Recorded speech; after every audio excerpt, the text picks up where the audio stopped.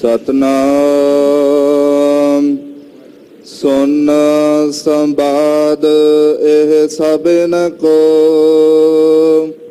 ਸਤਿਗੁਰ ਉਚਰੇ ਬਾਕ। ਵਾਹਿਗੁਰੂ ਜੀ ਕਾ ਖਾਲਸਾ, ਵਾਹਿਗੁਰੂ ਜੀ ਕੀ ਫਤਿਹ। ਜੋਗੋ ਜੋਗਾ ਟਲ ਦਸਾਂ ਪਾਤਸ਼ਾਹੀਆਂ ਦੀ ਆਤਮਿਕ ਜਾਗਦੀ ਜੋਤ, ਧੰਨ ਧੰਨ ਸ੍ਰੀ ਗੁਰੂ ਗ੍ਰੰਥ ਸਾਹਿਬ ਜੀ ਮਹਾਰਾਜ ਜੀ ਦੇ ਪਾਵਨ ਪਵਿੱਤਰ ਨਿੱਘੀ ਗੋਦ ਅੰਦਰ ਹਾਜ਼ਰੀਆਂ ਭਰ ਰਹੇ ਗੁਰੂ ਸਵਰੂਪ ਗੁਰੂ ਖਾਲਸਾ ਸਾਧ ਸੰਗਤ ਜੀਓ, ਵਡਭਾਗੇ ਹੋ ਨਿਤਾ ਪ੍ਰਤੀ ਗੁਰੂ ਚਰਨਾਂ 'ਚ ਜੁੜ ਕੇ ਕਲਗੀਧਰ ਪੰਥ ਦੇ ਵਾਲੀ ਸਤਿਗੁਰੂ ਸ੍ਰੀ ਗੁਰੂ ਗੋਬਿੰਦ ਸਿੰਘ ਸਾਹਿਬ ਜੀ ਦੇ ਇਤਿਹਾਸ ਦੀ ਚੱਲ ਰਹੀ ਲੜੀਵਾਰ ਕਥਾ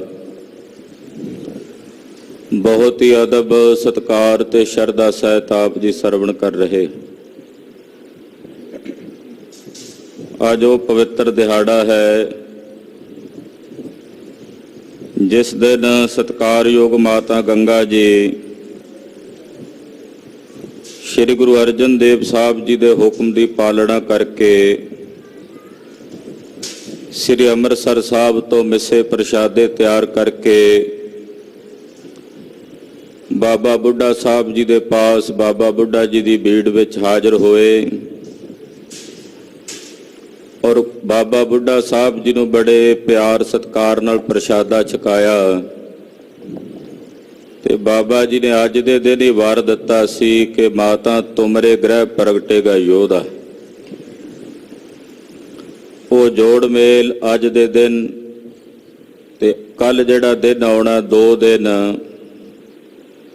ਹਰ ਸਾਲ ਬੀੜ ਬਾਬਾ ਬੁੱਢਾ ਸਾਹਿਬ ਜੀ ਵਿਖੇ ਬੜੀ ਸ਼ਰਧਾ ਭਾਵਨਾ ਸਤਿਕਾਰ ਨਾਲ ਮਨਾਇਆ ਜਾਂਦਾ ਹੈ। ਕਲਗੀਧਰ ਜੀ ਦੇ ਇਤਿਹਾਸ ਦੀ ਕਥਾ ਆਪ ਜੀ ਸੁਣ ਰਹੇ ਹੋ। ਕਵੀਆਂ ਦਾ ਸੰਵਾਦ ਚੱਲ ਰਿਹਾ ਹੈ। ਸਭ ਕਵੀਆਂ ਨੇ ਆਪੋ ਆਪਣੇ ਵਿਚਾਰ ਪੇਸ਼ ਕੀਤੇ ਨੇ ਕਿ ਜੀਵ ਤੇ ਈਸ਼ਵਰ ਦੀ ਏਕਤਾ ਦੇ ਪ੍ਰਮਾਣ ਦਿੱਤੇ ਹਨ। ਕਰਮਾਂ ਉੱਤੇ ਨਿਬੜਦਾ ਹੈ। ਜਿਹੋ ਜਿਹਾ ਕੋਈ ਕਰਮ ਕਰਦਾ ਉਹਨੂੰ ਉਹੋ ਜਿਹਾ ਫਲ ਅੱਗੇ ਭੋਗਣਾ ਪੈਂਦਾ। ਧਰਮ ਸਿੰਘ ਜੀ ਵਰਗੇ ਮਹਾਰਾਜ ਜੀ ਦੇ ਪਿਆਰਿਆਂ ਨੇ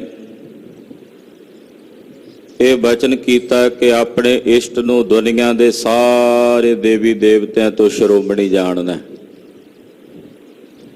ਔਰ ਆਪਣੇ ਧਰਮ ਨੂੰ ਦੁਨੀਆ ਦੇ ਸਾਰੇ ਧਰਮਾਂ ਚੋਂ ਸ੍ਰੇਸ਼ਟ ਤੇ ਸਰਵੋਤਮ ਜਾਣਨਾ। ਭਾਈ ਮਾਲਾ ਸਿੰਘ ਜੀ ਨੇ ਬਚਨ ਕੀਤਾ, ਮਾਲਾ ਸਤਿਗੁਰ ਜਾਪ ਕੀ ਮਾਲਾ ਸਿੰਘ ਕੀ ਜਾਨ, ਜਾਂਤੇ ਕੋ ਅਭਿਆਸ ਹੈ ਚਤੁਰ ਵਰਗ ਕੋ ਸਾਨ। ਕਹਿੰਦੇ ਮਾਲਾ ਸਿੰਘ ਦੀ ਮਾਲਾ ਤਾਂ ਇਹ ਹੈ ਕਿ ਸਤਿਗੁਰਾਂ ਦੇ ਪਾਵਨ ਨਾਮ ਨੂੰ ਵਾਹਿਗੁਰੂ ਵਾਹਿਗੁਰੂ ਵਾਹਿਗੁਰੂ ਨੂੰ ਜਪਣਾ। ਇਹ 4 ਅੱਖਰਾਂ ਦੇ ਅਭਿਆਸ ਨਾਲ 4 ਵਰਗਾਂ ਦੀ ਜਾਂ ਇਸ ਤਰ੍ਹਾਂ ਕਹਿ ਲਈਏ 4 ਪਦਾਰਥਾਂ ਦੀ ਪ੍ਰਾਪਤੀ ਹੋ ਜਾਂਦੀ। ਇਹ ਬਚਨ ਆਪਾਂ ਕੱਲ ਦੀ ਕਥਾ ਵਿੱਚ ਵਿਚਾਰੇ ਨੇ। ਸਾਰੇ ਕਵੀਆਂ ਦੇ ਸੰਵਾਦ ਨੂੰ ਸੁਣਨ ਤੋਂ ਬਾਅਦ ਬਾਜਾਂ ਵਾਲੇ ਚੋਜੀ ਪ੍ਰੀਤਮ ਕਲਗੀਧਰ ਸੁਆਮੀ ਜੀ ਬੋਲੇ ਹਨ। ਆਓ ਦਸਮ ਪਾਤਸ਼ਾਹ ਦੇ ਬਚਨ ਸਰਵਣ ਕਰੀਏ।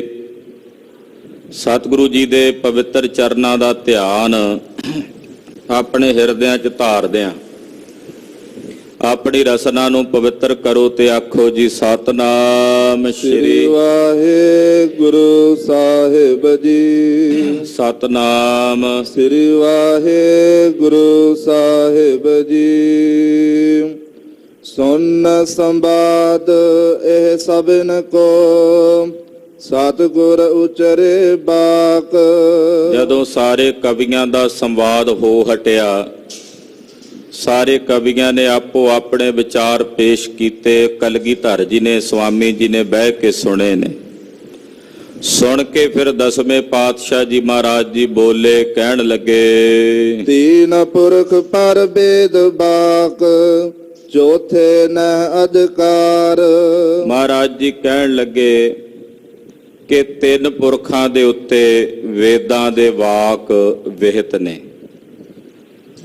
ਤਿੰਨ ਪ੍ਰਕਾਰ ਦੇ ਜਿਹੜੇ ਪੁਰਖ ਨੇ, ਜੀਵ ਨੇ, ਚਾਰ ਪ੍ਰਕਾਰ ਦੇ ਜੀਵਾਂ ਦਾ ਸਤਿਗੁਰੂ ਇੱਥੇ ਜ਼ਿਕਰ ਕਰ ਰਹੇ ਨੇ।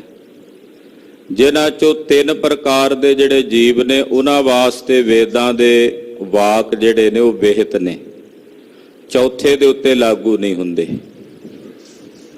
ਅੱਗੇ ਸਪਸ਼ਟ ਕਰਨਗੇ ਵੀ ਚੌਥੇ ਤੇ ਕਿਹੜੇ ਚੌਥੇ ਤੇ ਲਾਗੂ ਨਹੀਂ ਹੁੰਦੇ। ਬਾਕੀਆਂ ਉੱਤੇ ਮਹਾਂਪੁਰਸ਼ਾਂ ਦੇ, ਵੇਦਾਂ ਦੇ, ਤਤ ਵੇਤਿਆਂ ਦੇ ਜਿਹੜੇ ਵਾਕ ਨੇ ਉਹ ਤਿੰਨਾਂ ਤੇ ਤਾਂ ਲਾਗੂ ਹੁੰਦੇ ਨੇ, ਪਰ ਚੌਥੇ ਤੇ ਲਾਗੂ ਨਹੀਂ ਹੁੰਦੇ। ਮੁਕਤ ਮਮੁਖੁ ਵਿਖੈ ਕੋ ਪਾਮਰ ਚੌਥੇ ਤਾਰ। ਚਾਰ ਪ੍ਰਕਾਰ ਦੇ ਪੁਰਖ ਜੀਵ ਕਿਹੜੇ ਨੇ? ਇੱਕ ਨੇ ਮੁਕਤ, ਜਿਹੜੇ ਮੁਕਤ ਹੋ ਗਏ ਨੇ, ਜਿਨ੍ਹਾਂ ਦੀ ਅਵਸਥਾ ਇਹ ਹੈ, ਜੋ ਨਰ ਦੁੱਖ ਮੈਂ ਦੁੱਖ ਨਹੀਂ ਮਾਨੈ, ਸੁਖ ਸदैव ਅਰ ਭੈ ਨਹੀਂ ਜਾਕੈ, ਕੰਚਨ ਮਾਟੀ ਮਾਨੈ।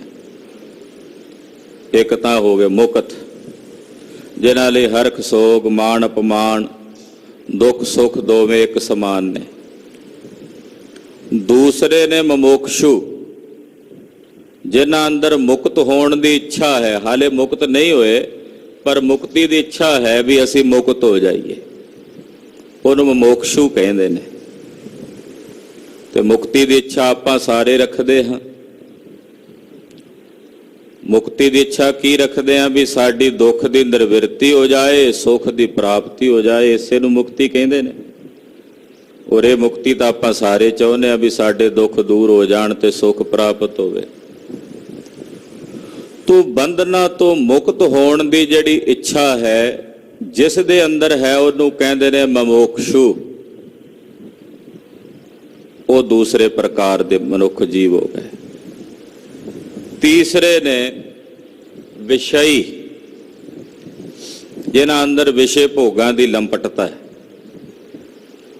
ਜਿਹੜੇ ਕਥਾ ਕੀਰਤਨ ਵੀ ਸੁਣ ਲੈਂਦੇ ਨੇ, ਬਾਣੀ ਵੀ ਪੜ੍ਹ ਲੈਂਦੇ ਨੇ, ਮਹਾਂਪੁਰਸ਼ਾਂ ਦੇ ਵਾਕ ਵੀ ਸੁਣ ਲੈਂਦੇ ਨੇ, ਪਰ ਵਿਸ਼ਿਆਂ ਦੀ ਲੰਪਟ ਨਹੀਂ ਛੁੱਟਦੀ, ਉਹਨੇ ਵਿਸ਼ਈ। ਤੇ ਚੌਥੇ ਨੇ ਪਾਮਰ, ਨੀਚ, ਜਿਨ੍ਹਾਂ ਨੇ ਵਿਸ਼ਿਆਂ ਨੂੰ ਛੱਡਣਾ ਹੀ ਨਹੀਂ। ਉਹ ਜੇ ਵੇਦ ਵਾਕ ਉਹਨਾਂ ਦੇ ਵਾਸਤੇ ਹੋਣ ਵੀ, ਉਹ ਗੁਰਬਾਣੀ ਨੂੰ ਸੁਣਨ ਵੀ, ਤੇ ਸੁਣਨ ਦਾ ਉਹਨਾਂ ਤੇ ਕੋਈ ਅਸਰ ਨਹੀਂ। ਜਿਹੜਾ ਵਿਸ਼ਈ ਹੁੰਦਾ ਹੈ ਉਹ ਯਤਨ ਤਾਂ ਕਰਦਾ ਵੀ ਮੇਰੇ ਕੋਲ ਛੁੱਟ ਜਾਣ, ਪਰ ਉਹਦੇ ਕੋਲ ਛੁੱਟਦੇ ਨਹੀਂ ਹਨ। ਪਰ ਜਿਹੜਾ ਪਾਮਰ ਹੈ ਉਹ ਤਾਂ ਯਤਨ ਵੀ ਨਹੀਂ ਨਾ ਕਰਦਾ, ਉਹ ਤਾਂ ਯਤਨਸ਼ੀਲ ਵੀ ਨਹੀਂ ਹੁੰਦਾ। ਇਦਾਂ ਇਹ ਚਾਰ ਕੈਟਾਗਰੀਆਂ ਵਿੱਚ ਜੀਵਾਂ ਦੀ ਮਹਾਰਾਜ ਗੁਰੂ ਕਲਗੀਧਰ ਜੀ ਵੰਡ ਕਰਦੇ ਨੇ ਵੀ ਇਹ ਚਾਰ ਪ੍ਰਕਾਰ ਦੇ ਜੀਵ ਨੇ। ਇੱਕ ਮੁਕਤ ਨੇ, ਦੂਸਰੇ ਮਮੋਕਸ਼ੂ ਨੇ, ਤੀਸਰੇ ਵਿਸ਼ਈ ਨੇ, ਔਰ ਚੌਥੇ ਪਾਮਰ ਹਨ। ਨਿਜ ਸਰੂਪ ਕੋ ਸਮਝ ਕੇ ਮੁਕਤੀ ਛੁਟਕਾ ਆਨ। ਪਹਿਲਾ ਜਿਹੜੇ ਮੁਕਤ ਨੇ ਉਹਨਾਂ ਬਾਰੇ ਦੱਸਦੇ ਨੇ, ਆਪਣੇ ਨਿਜ ਸਰੂਪ ਨੂੰ ਜਿਨ੍ਹਾਂ ਸਮਝ ਲਿਆ, ਮੇਰਾ ਨਿਜ ਸਰੂਪ ਕੀ ਹੈ, ਕੋਹੰ ਕੋ ਸੰਸਾਰ ਹੈ, ਜਿਨ੍ਹਾਂ ਨੇ ਜਾਣ ਲਿਆ ਕਿ ਮੇਰਾ ਨਿਜ ਸਰੂਪ ਕੀ ਹੈ, ਔਰ ਆਪਣੇ ਨਿਜ ਸਰੂਪ ਨੂੰ ਸਮਝ ਕੇ, ਜਾਣ ਕੇ ਉੱਥੇ ਸਥਿਤ ਹੋ ਗਏ, ਟਿਕ ਗਏ, ਉਹ ਨੇ ਮੁਕਤ। ਮੁਕਤ ਦੀ ਪਰਿਭਾਸ਼ਾ ਕੀ ਹੈ? ਵੀ ਜਿਹੜੇ ਮੁਕਤ ਜੀਵ ਨੇ ਉਹਨਾਂ ਦੀ ਪਰਿਭਾਸ਼ਾ ਕੀ ਹੈ? ਦੱਸਦੇ ਨੇ ਕਲਗੀਧਰ, ਜਿਨ੍ਹਾਂ ਦੇ ਅੰਦਰ ਆਪਣੀ ਆਤਮਾ ਦਾ ਸਾਖਸ਼ਾਤਕਾਰ ਹੋ ਗਿਆ। ਇਸ ਤਰ੍ਹਾਂ ਜਿਵੇਂ ਹੱਥ ਦੀ ਤਲੀ ਤੇ ਔਲਾ ਨਹੀਂ ਰੱਖਿਆ ਹੁੰਦਾ, ਬਾਹਰ ਸਾਹਮਣੇ ਦਿਸਦਾ, ਏਦਾਂ ਜਿਨ੍ਹਾਂ ਦੇ ਅੰਦਰ ਆਤਮਾ ਦਾ ਸਾਖਸ਼ਾਤਕਾਰ ਹੋ ਗਿਆ, ਉਹ ਮੁਕਤ ਹਨ। ਨਿਜ ਸਰੂਪ ਕੋ ਸਮਝ ਕੇ ਮੁਕਤੀ ਛੁਟਕਾ ਆਨ। ਮੁਕਤ ਹੋ ਗਏ, ਜਿਨ੍ਹਾਂ ਕੋਲ ਬਾਕੀ ਸਭ ਕੁਝ ਛੁੱਟ ਗਿਆ, ਸਾਰੇ ਬੰਧਨਾਂ ਤੋਂ ਮੁਕਤ ਹੋ ਗਏ, ਉਹ ਮੁਕਤ ਹਨ। ਮੈਂ ਕੋ ਸੰਸਾਰ ਇਹ ਮਮੁਖੂ ਖੋਜਨ ਥਾਨ। ਮਮੋਕਸ਼ੂ ਕਿਸ ਨੂੰ ਕਹਿੰਦੇ ਨੇ? ਦੂਜੇ ਮਮੋਕਸ਼ੂ ਦੇ ਨਾ, ਜਿਨ੍ਹਾਂ ਅੰਦਰ ਮੁਕਤੀ ਦੀ ਇੱਛਾ। ਉਹ ਕੌਣ ਨੇ? ਉਹ ਇਹ ਨੇ, ਉਹ ਇਹ ਵਿਚਾਰ ਕਰਦੇ ਨੇ ਕਿ ਮੈਂ ਕੀ ਹਾਂ, ਇਹ ਸੰਸਾਰ ਕੀ ਹੈ, ਔਰ ਮੇਰੇ ਵਾਸਤੇ ਸੰਸਾਰ ਵਿੱਚ ਆਉਣ ਦਾ ਪ੍ਰਯੋਜਨ ਕੀ ਹੈ, ਇਹਦੀ ਖੋਜ ਕਰਨੀ। ਜਿਹੜਾ ਇਸ ਗੱਲ ਦੀ ਖੋਜ ਕਰਦਾ ਵੀ ਮੈਂ ਕੌਣ ਆ, ਇਹ ਸੰਸਾਰ ਕੀ ਹੈ, ਮੇਰਾ ਇਹ ਸੰਸਾਰ ਵਿੱਚ ਆਉਣ ਦਾ ਮਕਸਦ ਕੀ ਹੈ, ਪ੍ਰਯੋਜਨ ਕੀ ਹੈ, ਜਿਹੜਾ ਇਸ ਗੱਲ ਦੀ ਵਿਚਾਰ ਕਰਦਾ, ਉਹਨੂੰ ਕਹਿੰਦੇ ਨੇ ਮਮੋਕਸ਼ੂ। ਵਿਖਹੀ ਵਿਦ ਸਭ ਬੇਦ ਕਰ ਤਿਆਗੇ ਸਕਲ ਨਖੇਦ। ਤੀਸਰੇ ਨੇ ਵਿਸ਼ਈ। ਵਿਸ਼ਈ ਕੌਣ ਨੇ? ਵੀ ਉਹ ਵਿਧੀ ਕਰਕੇ ਜਦੋਂ ਵੇਦ ਦੱਸਦੇ ਨੇ ਉਦੋਂ ਤਾਂ ਉਹ ਛੱਡ ਦਿੰਦੇ ਆ ਵੀ ਆਹ ਕੰਮ ਨਹੀਂ ਕਰਨਾ। ਬਾਣੀ ਕਹਿੰਦੀ ਹੈ, ਵੇਦ ਕਹਿ ਰਹੇ ਨੇ ਵੀ ਆਹ ਕੰਮ ਨਹੀਂ ਕਰਨਾ। ਵੀ ਜਿਹੜੇ ਨਿਸ਼ੇਧ ਕਰਮ ਜਿਨ੍ਹਾਂ ਬਾਰੇ ਗੁਰਬਾਣੀ ਨੇ ਕਿਹਾ ਜਾਂ ਵੇਦਾਂ ਨੇ ਕਿਹਾ ਵੀ ਆਹ ਕੰਮ ਨਹੀਂ ਕਰਨਾ, ਝੂਠ ਨਹੀਂ ਬੋਲਣਾ, ਨਿੰਦਾ ਨਹੀਂ ਕਰਨੀ, ਚੁਗਲੀ ਨਹੀਂ ਕਰਨੀ, ਮਾੜੇ ਭੈੜੇ ਕੰਮ ਨਹੀਂ ਕਰਨੇ, ਜਿਨ੍ਹਾਂ ਕਰਮਾਂ ਦਾ ਨਿਸ਼ੇਧ ਕਰਕੇ, ਉਹਨੂੰ ਨਿਸ਼ੇਧ ਕਰਮ ਕਹਿੰਦੇ ਆ। ਵੀ ਵੇਦਾਂ ਨੇ ਜਾਂ ਗੁਰਬਾਣੀ ਨੇ ਜਿਨ੍ਹਾਂ ਕਰਮਾਂ ਦਾ ਨਿਸ਼ੇਧ ਕੀਤਾ ਹੈ, ਉਹ ਜਿਹੜਾ ਨਿਸ਼ੇਧ ਕੀਤੇ ਕਰਮਾਂ ਦਾ ਤਿਆਗ ਕਰ ਦੇਵੇ ਉਹਨੂੰ ਵਿਸ਼ਈ ਕਹਿੰਦੇ ਹਨ। ਵਿਖੇ ਭੋਗ ਵਾਂਚਾ ਅਧਿਕ ਸਮਝਤ ਸੁਨ ਕਰ ਭੇਦ। ਪਰ ਉਹਦੇ ਅੰਦਰ ਵਿਸ਼ਿਆਂ ਦੀ ਇੰਨੀ ਪ੍ਰੀਤ ਹੁੰਦੀ ਹੈ, ਵਿਸ਼ੇ ਭੋਗਾਂ ਦੀ ਵਾਂਛਾ ਇੰਨੀ ਹੁੰਦੀ ਹੈ ਵੀ ਉਹ ਸਾਰਾ ਕੁਝ ਸਮਝਦਾ ਵੀ ਹੈ ਵੀ ਇਹ ਕੰਮ ਮਾੜਾ ਹੈ, ਪਰ ਫਿਰ ਵੀ ਉਹਦੇ ਕੋਲ ਹੋ ਜਾਂਦਾ, ਉਹ ਕਰੀ ਜਾਂਦਾ, ਉਹ ਸਮਝਦਾ ਵੀ ਹੈ। ਉਹਨੂੰ ਵਿਸ਼ਈ ਕਹਿੰਦੇ ਆ। ਤੀਸਰੀ ਕੈਟਾਗਰੀ, ਦੋ ਕੈਟਾਗਰੀਆਂ ਦੱਸਦੀਆਂ, ਮੁਕਤ ਤੇ ਮਮੋਕਸ਼ੂ। ਤੀਸਰੇ ਵਿਸ਼ਈ ਕਿਹੜੇ ਨੇ? ਜਿਹੜੇ ਨਿਸ਼ੇਧ ਕਰਮਾਂ ਦਾ ਤਿਆਗ ਕਰ ਦੇਣ, ਬਾਣੀ ਸੁਣ ਕੇ ਇੱਕ ਵਾਰੀ ਛੱਡ ਦੇਣ, ਮੁੜ ਕੇ ਫਿਰ ਵਿਸ਼ਿਆਂ ਦੇ ਭੋਗਾਂ ਦੀ ਰੱਤ ਇੰਨੀ ਹੈ ਕਿ ਫਿਰ ਉਹਦੇ ਵਿੱਚ ਲੰਪਟ ਹੋ ਜਾਣਾ। ਉਹ ਜਿਵੇਂ ਗੁਰੂ ਅੰਗਦ ਸਾਹਿਬ ਜੀ ਮਹਾਰਾਜ ਜੀ ਦੇ ਗੁਆਂਢ 'ਚ ਰਹਿੰਦਾ ਇੱਕ ਚੌਧਰੀ, ਸ਼ਰਾਬ ਬੜੀ ਪੀਂਦਾ ਤੇ ਮਿਰਗੀ ਦਾ ਦੌਰਾ ਪੈਂਦਾ ਸੀ ਉਹਨੂੰ ਖਡੂਰ ਸਾਹਿਬ। ਤੇ ਗੁਆਂਢ 'ਚ ਮਹਾਰਾਜ ਜੀ ਨੂੰ ਆਵਾਜ਼ ਮਾਰ ਕੇ ਕਹਿੰਦਾ, ਗੁਰੂ ਜੀ ਲੋਕਾਂ ਦੇ ਦੁੱਖ ਕੱਟ ਦਿਓ, ਮੇਰਾ ਵੀ ਕੱਟੋ,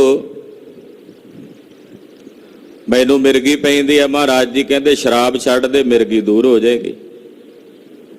ਉਹਨੇ ਆਖਿਆ ਜੀ ਸਤ ਬਚਨ, ਸ਼ਰਾਬ ਪੀਣੀ ਛੱਡ ਦਿੱਤੀ, ਮਿਰਗੀ ਦਾ ਦੌਰਾ ਪੈਣੋਂ ਵੀ ਹਟ ਗਿਆ। ਵਾਹ ਕੁਝ ਕੁ ਸਮਾਂ ਨਿਕਲ ਗਿਆ, 6 ਮਹੀਨੇ, ਤੇ ਬਰਸਾਤ ਜੀ ਪੈ ਕੇ ਹਟੀ ਤੇ ਠੰਡਾ ਜਿਹਾ ਮੌਸਮ ਬਣਿਆ, ਬੱਦਲਬਾਈ ਜੀ ਹੋਈ, ਠੰਡੀ ਠੰਡੀ ਹਵਾ ਜੀ ਚੱਲੇ ਤੇ ਕੋਠੇ ਤੇ ਬੈਠਾ ਨੌਕਰ ਆਪਣੇ ਨੂੰ ਕਹਿੰਦਾ ਵੀ ਲਿਆ ਅੱਜ ਪੈਗ ਸ਼ੈਗ ਲਾਈਏ। ਨੌਕਰ ਜਾ ਕੇ ਸ਼ਰਾਬ ਦੀ ਬੋਤਲ ਲਿਆਇਆ, ਇਹਨੇ ਪੀਤੀ ਤੇ ਪੀ ਕੇ ਗੁਆਂਢ ਦੇ ਵਿੱਚੋਂ ਹੀ ਮਹਾਰਾਜ ਜੀ ਨੂੰ ਆਵਾਜ਼ ਮਾਰ ਕੇ ਕਹਿੰਦਾ, ਵੇਖੋ ਜੀ ਮਹਾਰਾਜ ਮੈਂ ਸ਼ਰਾਬ ਪੀ ਲਈ ਪਰ ਮੈਨੂੰ ਦੌਰਾ ਨਹੀਂ ਪਿਆ ਮਿਰਗੀ ਦਾ। ਤੁਸੀਂ ਕਿਹਾ ਸੀ ਵੀ ਜੇ ਹੁਣ ਪੀਤੀ ਇਹੋ ਜਿਹਾ ਦੌਰਾ ਪਏਗਾ ਵੀ ਮੁੜ ਕੇ ਨਹੀਂ ਪੈਣਾ, ਮੌਤ ਹੋ ਜਾਣੀ ਹੈ ਨਾਲ ਹੀ ਤੇਰੀ। ਵੇਖੋ ਜੀ ਮੇਰਾ ਤਾਂ ਕੁਝ ਨਹੀਂ ਵਿਗੜਿਆ। ਮਹਾਰਾਜ ਜੀ ਕਹਿੰਦੇ ਗੱਲ ਤਾਂ ਤੂੰ ਸਹੀ ਕਹਿਣਾ, ਵੀ ਹੋਇਆ ਕਿਉਂ ਨਹੀਂ ਤੈਨੂੰ ਏਦਾਂ ਸੋਚਣ ਦੀ ਦੇਰ ਸੀ।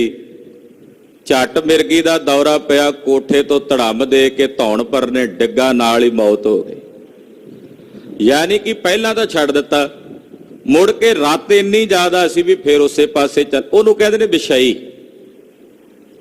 ਉਹ ਤੀਸਰੀ ਕੈਟਾਗਰੀ ਦੇ ਜੀਵ ਨੇ ਵੀ ਇੱਕ ਵਾਰੀ ਕੋਈ ਮਾੜਾ ਕਰਮ ਵੇਦਾਂ ਨੇ ਜਾਂ ਬਾਣੀ ਨੇ ਕਿਹਾ ਵੀ ਛੱਡ ਦਿਓ, ਛੱਡ ਦਿੱਤਾ, ਮੁੜ ਕੇ ਵਿਸ਼ੇ ਭੋਗਾਂ ਦੀ ਰੱਤ ਇੰਨੀ ਕਿ ਫਿਰ ਉਸ ਪਾਸੇ ਚਲਾ ਗਿਆ। ਫਿਰ ਉਸੇ ਵਿਸ਼ੇ ਭੋਗਾਂ ਦੀ ਵਾਂਛਾ ਰੱਖ ਕੇ ਸਮਝਦਾ ਹੋਇਆ ਵੀ ਉਹ ਮਾੜੇ ਕਰਮ 'ਚ ਪ੍ਰਵਿਰਤ ਹੋ ਗਿਆ, ਉਹਨੂੰ ਵਿਸ਼ਈ ਕਹਿੰਦੇ ਹਨ। ਵਿਖੇ ਭੋਗ ਨਹਿ ਤਜ ਸਕੈ ਵਿਦ ਕਰ ਤੋ ਅਲਸਾਏ। ਚੌਥੇ ਜਿਹੜੇ ਪਾਮਰ ਨੇ ਉਹ ਕੌਣ ਨੇ, ਉਹਨਾਂ ਬਾਰੇ ਵੀ ਸੁਣੋ। ਜਿਹੜੇ ਪਾਮਰ ਨੇ ਉਹ ਨੇ ਕਿ ਵਿਸ਼ੇ ਭੋਗਾਂ ਦੀ ਰੱਤ ਇੰਨੀ ਗੂੜੀ ਹੁੰਦੀ ਆ ਵੀ ਉਹ ਛੱਡ ਹੀ ਨਹੀਂ ਸਕਦੇ। ਵਿਸ਼ਈ ਤਾਂ ਫਿਰ ਵੀ ਛੱਡ ਦਿੰਦਾ ਕੁਝ ਸਮੇਂ ਲਈ, ਪਰ ਜਿਹੜਾ ਪਾਮਰ ਹੈ ਉਹ ਕਈ ਨਹੀਂ ਛੱਡਦਾ। ਉਹ ਵਿਸ਼ਈ ਇੰਨਾ ਜ਼ਿਆਦਾ ਪਾਮਰ ਜੀਵ ਹੁੰਦਾ, ਜਿਹੜਾ ਸਭ ਤੋਂ ਨੀਚ ਕੈਟਾਗਰੀ ਦਾ ਬੰਦਾ, ਜਿਹਨੂੰ ਜੀਵ ਕਹਿੰਦੇ ਆ ਨਾ, ਵੀ ਕੀੜਿਆਂ ਤੋਂ ਵੀ ਬਾੜਾ, ਵੀ ਵਿਸ਼ੇ ਭੋਗਾਂ ਨੂੰ ਤਜਦਾ ਹੀ ਨਹੀਂ, ਤਿਆਗਦਾ ਹੀ ਨਹੀਂ। ਔਰ ਜੇ ਉਹਨੂੰ ਕੋਈ ਚੰਗਾ ਕੰਮ ਕਰਨ ਨੂੰ ਗੁਰੂ ਪੀਰ ਨੇ ਕਿਹਾ, ਉਹਨੂੰ ਕਰਨ ਵੇਲੇ ਆਲਸ ਕਰਦਾ। ਵਿਦ ਕਰ ਤੋ ਅਲਸਾਏ, ਵੀ ਜਿਹੜਾ ਚੰਗਾ ਕਰਮ ਕਰਨ ਨੂੰ ਕਿਹਾ ਗੁਰੂ ਨੇ, ਵੇਦਾਂ ਨੇ, ਬਾਣੀ ਨੇ, ਉਦੋਂ ਆਲਸ ਕਰ ਜਾਏ, ਤੇ ਜਿਹੜਾ ਮਾੜਾ ਭੈੜਾ ਕਰਮ ਹੈ ਉਹਨੂੰ ਛੱਡੇ ਹੀ ਨਾ, ਵਿਸ਼ੇ ਭੋਗ ਦਾ ਤਿਆਗ ਹੀ ਨਾ ਕਰੇ। ਨਹਿ ਉਪਾਸਨਾ ਕਾਮ ਬਿਨ ਪਾਮਰ ਤੂਮ ਵਿਹਾਏ। ਉਪਾਸਨਾ ਤੋਂ ਵਿਹੂਣਾ ਏਦਾਂ ਦਾ ਬੰਦਾ ਨਿਕੰਮਾ ਹੈ। ਜਿਵੇਂ ਆ ਬੱਦਲਾਂ ਦਾ ਧੂਆਂ ਜਾਂ ਨਹੀਂ ਹੁੰਦਾ, ਕਿਸੇ ਕੰਮ ਦਾ ਨਹੀਂ ਹੁੰਦਾ, ਇਸੇ ਤਰ੍ਹਾਂ ਬੱਦਲਾਂ ਦੇ ਧੂਏ ਵਾਂਗੂ ਉਹ ਪਾਮਰ ਬੰਦੇ ਦੀ ਜ਼ਿੰਦਗੀ ਨਿਕੰਮੀ ਹੈ, ਕਿਸੇ ਕੰਮ ਦੀ ਨਹੀਂ। ਇਹ ਚਾਰ ਕੈਟਾਗਰੀਆਂ ਮਹਾਰਾਜ ਜੀ ਨੇ ਮਨੁੱਖਾਂ ਦੀਆਂ ਦੱਸੀਆਂ ਨੇ। ਇਹਨਾਂ ਚਾਰਾਂ ਵਿੱਚੋਂ ਜਿਹੜੇ ਵੇਦ ਵਾਕ ਨੇ ਜਾਂ ਜਿਹੜੇ ਮਹਾਂਪੁਰਸ਼ਾਂ ਦੇ ਵਾਕ ਨੇ, ਬਾਣੀ ਦੇ ਵਾਕ ਨੇ, ਇੱਕ ਤੇ ਲਾਗੂ ਨਹੀਂ ਹੁੰਦੇ, ਤਿੰਨਾਂ ਤੇ ਹੁੰਦੇ ਨੇ। ਪੁੱਛਿਆ ਮਹਾਰਾਜ ਇੱਕ ਕਿਹੜੇ ਜਿਹਦੇ ਤੇ ਲਾਗੂ ਨਹੀਂ ਹੁੰਦੇ? ਮਹਾਰਾਜ ਕਹਿੰਦੇ ਜਿਹੜੇ ਮੁਕਤ ਹੋ ਗਏ ਨੇ ਉਹਨਾਂ ਤੇ ਵੇਦਾਂ ਦੇ ਵਾਕ ਲਾਗੂ ਨਹੀਂ ਹੁੰਦੇ, ਕਿਉਂਕਿ ਉਹਦਾ ਮੁਕਤ ਹੋ ਗਏ। ਵੇਦ ਵਾਕ ਤਾਂ ਸੁਣਨੇ ਪੜ੍ਹਨੇ ਸੀ ਵੀ ਮੁਕਤ ਹੋ ਜਾਈਏ, ਜਿਹੜੇ ਮੁਕਤ ਹੋ ਗਏ ਨੇ ਉਹਨਾਂ ਵਾਸਤੇ ਤਾਂ ਲੋੜ ਨਹੀਂ ਨਾ ਰਹੀ। ਬਾਬਾ ਬੁੱਢਾ ਸਾਹਿਬ ਜੀ ਨੂੰ ਗੁਰੂ ਹਰਗੋਬਿੰਦ ਸਾਹਿਬ 6ਵੇਂ ਪਾਤਸ਼ਾਹ ਕਹਿੰਦੇ, ਬਾਬਾ ਜੀ ਤੁਹਾਨੂੰ ਲੋੜ ਨਹੀਂ ਰਹੀ ਗੁਰਬਾਣੀ ਪੜ੍ਹਨ ਦੀ, ਹੁਣ ਤੁਸੀਂ ਮੁਕਤ ਹੋ ਗਏ, ਪਰ ਤੁਸੀਂ ਇਸ ਕਰਕੇ ਪੜ੍ਹਨੀ ਆ ਵੀ ਤੁਹਾਨੂੰ ਵੇਖ ਕੇ ਹੋਰਾਂ ਨੇ ਕਈਆਂ ਨੇ ਪੜ੍ਹਨ ਲੱਗਣਾ। ਤੁਸੀਂ ਨਾ ਪੜੋਗੇ, ਤੁਹਾਨੂੰ ਵੇਖ ਕੇ ਕਈਆਂ ਨੇ ਕਹਿਣਾ ਬਾਬਾ ਬੁੱਢਾ ਕਿਹੜਾ ਨਿਤਨੇਮ ਕਰਦਾ, ਮੈਨੂੰ ਕੀ ਲੋੜ ਹੈ ਜੇ ਬਾਬਾ ਬੁੱਢਾ ਨਹੀਂ ਕਰਦਾ ਤਾਂ। ਤੋ ਮੁਕਤ ਜੋ ਹੈ ਉਸ ਨੂੰ ਜ਼ਰੂਰਤ ਨਹੀਂ ਰਹਿ ਜਾਂਦੀ, ਉਹਨੂੰ ਨਾ ਬਾਣੀ ਪੜ੍ਹਨ ਦੀ ਲੋੜ ਹੈ, ਨਾ ਉਹਨੂੰ ਸਿਮਰਨ ਕਰਨ ਦੀ ਲੋੜ ਹੈ, ਉਹ ਤਾਂ ਮੁਕਤ ਹੋ ਗਿਆ, ਉਹ ਤਾਂ ਪਹੁੰਚ ਗਿਆ ਮੰਜ਼ਿਲ ਤੇ। ਪਰ ਉਹ ਫਿਰ ਵੀ ਪੜ੍ਹਦੇ ਨੇ। ਕਿਉਂ ਪੜ੍ਹਦੇ ਨੇ? ਉਹ ਸਾਡੇ ਵਾਸਤੇ ਪੜ੍ਹਦੇ ਨੇ ਕਿ ਅਸੀਂ ਉਹਨਾਂ ਨੂੰ ਵੇਖ ਕੇ ਪ੍ਰੇਰਨਾ ਲਈਏ। ਗੁਰੂ ਨਾਨਕ ਸਾਹਿਬ ਨੂੰ ਅੰਮ੍ਰਿਤ ਵੇਲੇ ਉੱਠਣ ਦੀ ਕੀ ਲੋੜ ਸੀ? ਜਾ ਕੇ ਬੇਰ ਸਾਹਿਬ, ਸੁਲਤਾਨਪੁਰ ਸਾਹਿਬ ਵੇਈ 'ਚ ਖਲੋ ਕੇ ਸਾਧਨਾ ਕਰਦੇ ਨੇ। ਪਾਤਸ਼ਾਹ ਉਹ ਤਾਂ ਆਪ ਰੱਬ ਨੇ, ਉਹਦਾ ਕੀ ਰੱਬ ਪਾਉਣਾ ਸੀ? ਉਹਦਾ ਖੁਦ ਰੱਬ ਨੇ, ਪਰ ਉਹ ਸਾਡੇ ਲਈ ਪ੍ਰੇਰਨਾ ਕਰਦੇ। ਕਲਗੀਧਰ ਪਹਿਰ ਰਾਤ ਰਹਿੰਦੇ, ਅੰਮ੍ਰਿਤ ਵੇਲੇ ਉੱਠਦੇ, ਇਸ਼ਨਾਨ ਪਾਨ ਕਰਦੇ। ਕਿਉਂ ਕਰਦੇ? ਸਾਡੇ ਵਾਸਤੇ ਪ੍ਰੇਰਨਾ ਵੀ ਅਸੀਂ ਵੀ ਬਾਣੀ ਪੜ੍ਹੀਏ, ਉਹਨਾਂ ਨੂੰ ਵੇਖ ਕੇ ਨਿਤਨੇਮ ਕਰੀਏ। ਕਲਗੀਧਰ ਨੂੰ ਖੰਡੇ ਦੀ ਪੌਲ ਛਕਣ ਦੀ ਲੋੜ ਤਾਂ ਨਹੀਂ ਸੀ, ਪਰ ਉਹ ਛਕਦੇ ਨੇ ਤਾਂ ਜੋ ਸਾਡੇ ਵਰਗੇ ਜਿਹੜੇ ਸਿੱਖ ਨੇ ਵੀ ਕਲਗੀਧਰ ਜੀ ਨੂੰ ਜੇ ਛਕਣ ਦੀ ਜ਼ਰੂਰਤ ਹੈ, ਸਾਡੇ ਵੀ ਲਈ ਜ਼ਰੂਰੀ ਹੈ, ਬਿਹਤ ਹੈ। ਤੋ ਵੇਦ ਵਾਕ ਜਾਂ ਜਿਹੜੇ ਮਹਾਵਾਕ ਨੇ ਉਹ ਮੁਕਤ ਜੀਵਾਂ ਦੇ ਉੱਤੇ ਲਾਗੂ ਨਹੀਂ ਹੁੰਦੇ, ਉਹ ਮੁਕਤ ਹੋ ਗਏ ਨੇ, ਸੁਤੰਤਰ ਹੋ ਗਏ ਨੇ। ਬਾਕੀ ਜਿਹੜੇ 3 ਜੀਵ ਨੇ ਥਲੜੇ, ਮੁਮੋਕਸ਼ੂ, ਵਿਸ਼ਈ ਤੇ ਪਾਮਰ, ਉਹਨਾਂ ਤਿੰਨਾਂ ਉੱਤੇ ਗੁਰੂ ਕੀ ਬਾਣੀ ਵੀ ਲਾਗੂ ਹੁੰਦੀ ਆ, ਉਹਨਾਂ ਤਿੰਨਾਂ ਉੱਤੇ ਵੇਦ ਵਾਕ ਵੀ ਲਾਗੂ ਹੁੰਦੇ ਨੇ। ਉਹਨਾਂ ਤਿੰਨਾਂ ਦੀ ਜੀਵ, ਉਹਨਾਂ ਦੇ ਬਾਰੇ ਵੀ ਤੂੰ ਆ ਮਾੜੇ ਕਰਮ ਛੱਡ ਦੇ। ਵਿਸ਼ਈ ਨੂੰ ਕਹਿੰਦੇ ਆ ਉਹ ਵਿਸ਼ਈਆ, ਉਹ ਵਿਕਾਰਾਂ ਵਿੱਚ ਪ੍ਰਵਿਰਤ ਹੋਇਆ ਮਨੁੱਖਾ, ਛੱਡ ਇਹਨਾਂ ਵਿਸ਼ਿਆਂ ਨੂੰ, ਛੱਡ ਇਹਨਾਂ ਵਿਕਾਰਾਂ ਨੂੰ, ਇਹਨਾਂ ਵਿਸ਼ਿਆਂ ਵਿਕਾਰਾਂ ਨੂੰ ਛੱਡ ਕੇ ਧਰਮ ਦੇ ਰਾਹ ਤੇ ਚੱਲ, ਕਹਿੰਦੀ ਹੈ ਨਾ ਗੁਰਬਾਣੀ। ਪਾਮਰਾਂ ਨੂੰ ਵੀ ਕਹਿੰਦੀ ਹੈ, ਵਿਸ਼ਈਆਂ ਨੂੰ ਵੀ ਕਹਿੰਦੀ ਹੈ, ਤੇ ਮਮੋਕਸ਼ੂਆਂ ਨੂੰ ਵੀ ਕਹਿੰਦੀ ਹੈ, ਮਮੋਕਸ਼ੂਓ ਜੇ ਮੁਕਤ ਹੋਣਾ ਤੇ ਫਿਰ ਆਹ ਕੰਮ ਕਰੋ। ਤੋ ਗੁਰਬਾਣੀ ਤੇ ਮਹਾਵਾਕ ਜਾਂ ਵੇਦ ਵਾਕ ਇਹਨਾਂ ਤਿੰਨਾਂ ਤੇ ਲਾਗੂ ਹੁੰਦੇ ਹਨ। ਹਾਂਜੀ। ਲਗੈ ਜਾਏ ਕੋ ਪਾਵਨਾ, ਸੂਜਾ ਮਰਨਾ ਆਜ। ਜਿਨ੍ਹਾਂ ਅੰਦਰ ਭਾਵਨਾ ਲੱਗੀ, ਭਾਵਨਾ ਕਿਹਨਾਂ ਨੂੰ ਲੱਗੀ? ਗੁਰੂ ਨਾਲ ਪ੍ਰੇਮ ਕਿਹਨਾਂ ਦੇ ਹਿਰਦੇ 'ਚ ਲੱਗਾ? ਜਿਨ੍ਹਾਂ ਨੂੰ ਅੱਜ ਸੁੱਝ ਗਿਆ ਕਿ ਇੱਕ ਦਿਨ ਮਰ ਜਾਣਾ, ਇੱਕ ਦਿਨ ਮੌਤ ਆ ਜਾਣੀ। ਜਿਨ੍ਹਾਂ ਨੂੰ ਸੁੱਝ ਗਿਆ ਵੀ ਅਸੀਂ ਆਦਮੀ ਇੱਕਦਮੀ ਹਾਂ, ਹਮ ਆਦਮੀ ਹਾਂ ਇੱਕਦਮੀ, ਇੱਕ ਸਾਹ ਵਾਲੇ ਬੰਦੇ ਹਾਂ ਅਸੀਂ। ਜਿਨ੍ਹਾਂ ਨੂੰ ਇਹ ਗੱਲ ਸੁੱਝ ਗਈ ਹੈ ਕਿ ਜਿਵੇਂ ਅੱਜ ਅੰਮ੍ਰਿਤ ਵੇਲੇ ਸਾਹਿਬ ਨੇ ਬਚਨ ਕਹੇ ਨਾ, ਬਾਬਾ ਆਇਆ ਹੈ ਉੱਠ ਚੱਲਣ, ਇਹੋ ਜਗ ਝੂਠ ਪਸਾਰੋਵਾ, ਬਾਬਾ ਆਇਆ ਹੈ ਉੱਠ ਚੱਲਣ। ਜਿਨ੍ਹਾਂ ਨੂੰ ਇਹ ਸੁੱਝ ਗਿਆ ਉਹਨਾਂ ਦੀ ਫਿਰ ਗੁਰੂ ਨਾਲ ਭਾਵਨਾ ਲੱਗ ਜਾਂਦੀ ਵੀ ਮਾਰੀ ਜਾਣਾ, ਉਹਦੇ ਤੋਂ ਪਹਿਲਾਂ ਗੁਰੂ ਨਾਲ ਪ੍ਰੀਤ ਕਰਕੇ ਜ਼ਿੰਦਗੀ ਸਫਲ ਕਰ ਲਈਏ। ਉਹਨਾਂ ਦੀ ਗੁਰੂ ਨਾਲ ਭਾਵਨਾ ਬਣ ਜਾਂਦੀ ਹੈ। ਗਿਆਨ ਸਮਝ ਆਪਾ ਲਖਿਓ, ਭੇਟਿਓ ਗੁਰੂ ਸਮਾਜ। ਜਦੋਂ ਗੁਰੂ ਸਮਾਜ ਨੂੰ ਜਦੋਂ ਉਹ ਜਾ ਕੇ ਮਿਲਿਆ, ਫਿਰ ਉਹਨੂੰ ਗਿਆਨ ਹੋ ਗਿਆ, ਉਹਨੂੰ ਸਮਝ ਆ ਗਈ, ਉਹਨੇ ਆਪਣੇ ਆਪੇ ਨੂੰ ਜਾਣ ਲਿਆ। ਕਿਸ ਨੇ ਜਾਣਿਆ ਆਪਣੇ ਆਪੇ ਨੂੰ? ਵੀ ਇੱਕ ਦਿਨ ਮਰ ਜਾਣਾ, ਚੱਲ ਗੁਰੂ ਦੀ ਸ਼ਰਨ ਚੱਲੀਏ, ਜ਼ਿੰਦਗੀ ਸਫਲ ਹੋਵੇ। ਜਦੋਂ ਗੁਰੂ ਨੂੰ ਮਿਲੇ ਤੇ ਗੁਰੂ ਨੂੰ ਮਿਲ ਕੇ ਨਿਜ ਆਪੇ ਦਾ ਗਿਆਨ ਹੋ ਗਿਆ। ਜਿਹੜਾ ਮਾਈ ਭਾਈ ਗੁਰੂ ਸ਼ਰਨ ਚ ਆ ਕੇ ਗੁਰਦੇਵ ਨੂੰ ਮਿਲਦਾ, ਉਹਨੂੰ ਆਪਣੇ ਨਿਜ ਆਪੇ ਦੀ ਸਮਝ ਪੈ ਜਾਂਦੀ ਹੈ। ਹਾਂਜੀ। ਜੈਸੀ ਜੈਸੀ ਵਾਸ਼ਨਾ, ਤੈਸਾ ਚਿਤ ਤੁਰੰਗ। ਕਹਿੰਦੇ ਜਿਹੋ ਜੀ ਕਿਸੇ ਦੀ ਵਾਸ਼ਨਾ ਹੁੰਦੀ ਹੈ ਨਾ, ਉਸ ਵਾਸ਼ਨਾ ਦੇ ਮੁਤਾਬਕ ਹਿਰਦੇ ਚ ਤਰੰਗਾਂ ਉੱਠਦੀਆਂ ਨੇ, ਫੁਰਨੇ। ਜਿਹੋ ਜੀ ਕਿਸੇ ਅੰਦਰ ਵਾਸ਼ਨਾ ਹੁੰਦੀ ਆ, ਫੁਰਨਿਆਂ ਦੀਆਂ ਤਰੰਗਾਂ ਉਹਦੇ ਅੰਦਰ ਉਹੋ ਜਿਹੀਆਂ ਲਹਿਰਾਂ ਉਹੋ ਜਿਹੀਆਂ ਉੱਠਦੀਆਂ ਨੇ, ਜਿਹੋ ਜੀ ਵਾਸ਼ਨਾ। ਜਿਸ ਅੰਦਰ ਧਰਮ ਦੀ ਵਾਸ਼ਨਾ ਵੀ ਮੈਂ ਗੁਰਦੁਆਰੇ ਜਾਣ ਦੀ ਇੱਛਾ ਰੱਖਦਾ, ਬਾਣੀ ਪੜ੍ਹਨ ਦੀ ਇੱਛਾ ਰੱਖਦਾ, ਉਹਦੇ ਅੰਦਰ ਫੁਰਨੇ ਵੀ ਚੰਗੇ ਪੈਦਾ ਹੁੰਦੇ। ਚਲੋ ਆਹ ਕੰਮ ਕਰੀਏ, ਆਹ ਚੰਗਾ ਕੰਮ ਕਰੀਏ, ਆਹ ਸੇਵਾ ਕਰ ਲਈਏ, ਨਿਤਨੇਮ ਕਰ ਲਈਏ। ਜਿਹਦੇ ਅੰਦਰ ਵਾਸ਼ਨਾ ਮਾੜੀ ਹੁੰਦੀ ਆ ਉਹਦੇ ਫੁਰਨੇ ਵੀ ਮਾੜੇ ਹੁੰਦੇ ਨੇ। ਤੋ ਜਿਸ ਦੇ ਅੰਦਰ ਜਿਹੋ ਜਿਹੋ ਜੀ ਵਾਸ਼ਨਾ ਹੁੰਦੀ ਹੈ, ਕਲਗੀਧਰ ਪਾਤਸ਼ਾਹ ਕਹਿੰਦੇ ਉਹਦੇ ਚਿੱਤ ਦੇ ਵਿੱਚ ਉਹੋ ਜਿਹੀਆਂ ਹੀ ਤਰੰਗਾਂ, ਉਹੋ ਜਿਹੀਆਂ ਹੀ ਲਹਿਰਾਂ ਉੱਠਦੀਆਂ ਹਨ। ਜਾਂ ਤੇ ਸਕਲੇ ਸੁਖੀ ਹੋਵੈ ਬਿਖੈ ਬ੍ਰਹਮ ਕੋ ਰੰਗ। ਇਸ ਕਰਕੇ ਕਲਗੀਧਰ ਜੀ ਕਹਿੰਦੇ ਉਹ ਸਾਰੇ ਜੀਵ ਸੁਖੀ ਹੋ ਜਾਂਦੇ ਨੇ ਜਿਹੜੇ ਉਸ ਬ੍ਰਹਮ ਨਾਲ ਆਪਣਾ ਰੰਗ ਪ੍ਰੇਮ ਪਾ ਲੈਂਦੇ ਹਨ। ਬ੍ਰਹਮ ਪਰਮੇਸ਼ਰ ਨਾਲ, ਅਕਾਲ ਪੁਰਖ ਨਾਲ ਜਿਨ੍ਹਾਂ ਦਾ ਰੰਗ ਬਣ ਜਾਂਦਾ ਹੈ, ਜਿਨ੍ਹਾਂ ਦਾ ਪ੍ਰੇਮ ਪਰਮੇਸ਼ਰ ਨਾਲ ਪੈ ਜਾਂਦਾ ਹੈ, ਉਹ ਫਿਰ ਸਦਾ ਵਾਸਤੇ ਸੁਖੀ ਹੋ ਜਾਂਦੇ ਹਨ। ਪੂਰਨ ਗੁਰ ਤੇ ਪੂਰਨੋ ਪੂਰਨ ਕਟੇ ਨ ਅੰਗ। ਪੂਰਨ ਗੁਰੂ ਦੀ ਸ਼ਰਨ 'ਚ ਜਾ ਕੇ ਸਿੱਖ ਦੇ ਹਿਰਦੇ 'ਚ ਪੂਰਨ ਪ੍ਰੇਮ ਬਣ ਜਾਂਦਾ ਪਰਮੇਸ਼ਰ ਦਾ। ਪੂਰਨ ਗੁਰੂ ਦੀ ਸੰਗਤ 'ਚ ਜਾ ਕੇ ਪਰਮੇਸ਼ਰ ਦਾ ਪੂਰਨ ਪ੍ਰੇਮ ਹਿਰਦੇ 'ਚ ਜਾਗਦਾ ਹੈ। ਔਰ ਇਹ ਪੂਰਨ ਪ੍ਰੇਮ ਜਿਨ੍ਹਾਂ ਦੇ ਹਿਰਦਿਆਂ 'ਚ ਜਾਗਦਾ ਹੈ, ਇਹ ਪੂਰਨ ਪ੍ਰੇਮ ਦਾ ਰੰਗ ਘਟਦਾ ਨਹੀਂ ਹੈ, ਇਹ ਘਟਦਾ ਨਹੀਂ ਹੈ।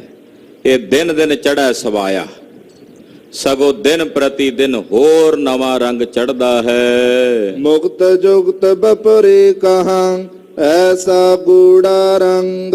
ਆਖੋ ਸਤਿਨਾਮ ਸ੍ਰੀ ਵਾਹਿਗੁਰੂ। ਜਿਹੜਾ ਇਹੋ ਜੇ ਪ੍ਰੇਮ ਰੰਗ ਵਿੱਚ ਭਿੱਜ ਗਿਆ ਨਾ, ਗੁਰੂ ਦੇ ਪਿਆਰ ਦੇ ਰੰਗ ਵਿੱਚ ਭਿੱਜ ਗਿਆ, ਗੂੜੇ ਰੰਗ ਵਿੱਚ, ਕਹਿੰਦੇ ਫਿਰ ਉਹਦੇ ਸਾਹਮਣੇ ਮੁਕਤੀ ਆ ਜਾਏ ਤੇ ਭਾਵੇਂ ਜੁਗਤੀ ਆ ਜਾਏ, ਉਹ ਸਾਰਿਆਂ ਦਾ ਤਿਆਗ ਕਰ ਦਿੰਦਾ। ਉਹ ਕਹਿੰਦਾ ਮੈਨੂੰ ਨਾ ਮੁਕਤੀ ਚਾਹੀਦੀ ਹੈ, ਨਾ ਰਾਜ ਚਾਹੀਦਾ ਹੈ, ਮਹਾਰਾਜ ਮੈਨੂੰ ਤਾਂ ਤੁਹਾਡੇ ਚਰਨਾਂ ਕਮਲਾਂ ਦੀ ਪ੍ਰੀਤ ਚਾਹੀਦੀ ਹੈ। ਮੁਕਤ ਬਪਰੇ ਭੇ ਗਿਆਨੀ ਤਿਆਗੇ, ਉਹ ਵੀ ਤਿਆਗ ਦਿੰਦੇ ਵੀ ਮੁਕਤੀ ਵੀ, ਮੁਕਤ ਹੋਣ ਦੀ ਇੱਛਾ ਵੀ ਤਾਂ ਇੱਕ ਪ੍ਰਕਾਰ ਦੀ ਇੱਛਾ ਹੈ। ਮਹਾਰਾਜ ਸਾਨੂੰ ਤਾਂ ਕੋਈ ਇੱਛਾ ਹੈ ਹੀ ਨਹੀਂ, ਬਸ ਰੰਗ ਹੈ ਤੁਹਾਡੇ ਚਰਨਾਂ ਦੇ ਪ੍ਰੇਮ ਦਾ। ਤੇ ਜਿਨ੍ਹਾਂ ਅੰਦਰ ਇਹੋ ਜਿਹੇ ਪ੍ਰੇਮ ਦਾ ਗੂੜਾ ਰੰਗ ਲੱਗ ਗਿਆ, ਕਹਿੰਦੇ ਫਿਰ ਉਹ ਮੁਕਤੀ ਤੇ ਜੁਗਤੀ ਵੀ ਤਿਆਗ ਦਿੰਦੇ ਨੇ, ਉਹਨਾਂ ਨੂੰ ਇਹਦੀ ਵੀ ਇੱਛਾ ਨਹੀਂ ਰਹਿ ਜਾਂਦੀ। ਪਵਨ ਤਤ ਸਭ ਪਿੰਨ ਜਬ ਮਰਨਾ ਕਹਤੇ ਮੂੜ। ਜਦੋਂ ਪੰਜ ਤੱਤ ਵੱਖੋ ਵੱਖਰੇ ਹੁੰਦੇ ਨੇ, ਪਵਨ ਤੱਤ ਇਹ ਸਰੀਰ ਚੋਂ ਨਿਕਲਦਾ, ਹਵਾ ਹੀ ਨਿਕਲਦੀ ਹੈ ਨਾ ਸਰੀਰ ਚੋਂ, ਸਵਾਸ ਨਿਕਲਦੇ ਨੇ। ਤੇ ਜਦੋਂ ਹਵਾ ਦਾ ਤੱਤ ਇਸ ਸਰੀਰ ਚੋਂ ਨਿਕਲ ਜਾਂਦਾ ਹੈ ਤੇ ਲੋਕ ਕਹਿੰਦੇ ਆ ਜੀ ਮਰ ਗਿਆ ਬੰਦਾ, ਇਹਦੀ ਮੌਤ ਹੋ ਗਈ। ਇਦਾਂ ਹੀ ਕਹਿੰਦੇ ਆ ਨਾ, ਕਲਗੀਧਰ ਜੀ ਦੱਸ ਰਹੇ ਨੇ ਕਿ ਜਦੋਂ ਪਵਨ ਤੱਤ ਵੱਖਰਾ ਹੁੰਦਾ ਸਰੀਰ ਨਾਲੋਂ, ਸਵਾਸ ਚੱਲਣੇ ਬੰਦ ਹੁੰਦੇ ਆ, ਯਾਨੀ ਕਿ ਸਵਾਸ ਦਾ ਇੱਕ ਤੱਤ ਨਿਕਲ ਗਿਆ, ਫਿਰ ਲੋਕ ਕਹਿੰਦੇ ਜੀ ਇਹ ਤਾਂ ਮਰ ਗਿਆ, ਇਹਦਾ ਆਖਦੇ ਹਨ। ਫਿਰ ਸੰਜੋਗੀ ਸੁਪਨ ਜਮ ਗੜੀ ਵਾਸ਼ਨਾ ਗੂੜ। ਅਸਲ ਵਿੱਚ ਮਰਿਆ ਕਿ ਮਰਿਆ ਤਾਂ ਹੈ ਹੀ ਨਹੀਂ। ਆਖੋ ਸਤਿਨਾਮ ਸ੍ਰੀ ਵਾਹਿਗੁਰੂ। ਕਿਵੇਂ? ਜਿਵੇਂ ਕੋਈ ਲੰਮਾ ਪਿਆ ਤੇ ਆਪਾਂ ਕਹੀਏ ਵੀ ਸੁੱਤਾ ਹੈ, ਹੁਣ ਉਹ ਸੁੱਤਾ ਨਹੀਂ ਹੈ, ਵੇਖਣ ਨੂੰ ਕਹਿ ਰਿਹਾ ਸੁੱਤਾ ਤੇ ਵੇਖ ਰਿਹਾ ਸੁਪਨਾ। ਉਹ ਜਿਹੜਾ ਸੁਪਨਾ ਉਹ ਸੌਣਾ ਨਹੀਂ ਹੈ। ਸੌਣਾ ਤਾਂ ਹੁੰਦਾ ਬਿਲਕੁਲ ਗੂੜੀ ਨੀਂਦ, ਜਿੱਥੇ ਸੁਪਨਾ ਨਾ ਰਹੇ। ਲੰਮਾ ਪਿਆ ਬੰਦਾ ਕਹਿੰਦੇ ਜੀ ਸੌਂ ਗਿਆ, ਪਰ ਉਹ ਸੁੱਤਾ ਨਹੀਂ, ਉਹ ਤਾਂ ਸੁਪਨੇ ਦੇ ਵਿੱਚ ਫਿਰ ਉਹਨੇ ਸੰਸਾਰ ਰਚਿਆ ਹੋਇਆ। ਸੁਪਨੇ ਵਿੱਚ ਫਿਰ ਉਹਦੇ ਕਈ ਤਰ੍ਹਾਂ ਦੇ ਸੰਸਾਰ ਦੀ ਕਲਪਨਾ ਕੀਤੀ ਹੋਈ, ਕਈ ਕੁਝ ਉਹਨੂੰ ਫਿਰ ਦਿਸ ਰਿਹਾ।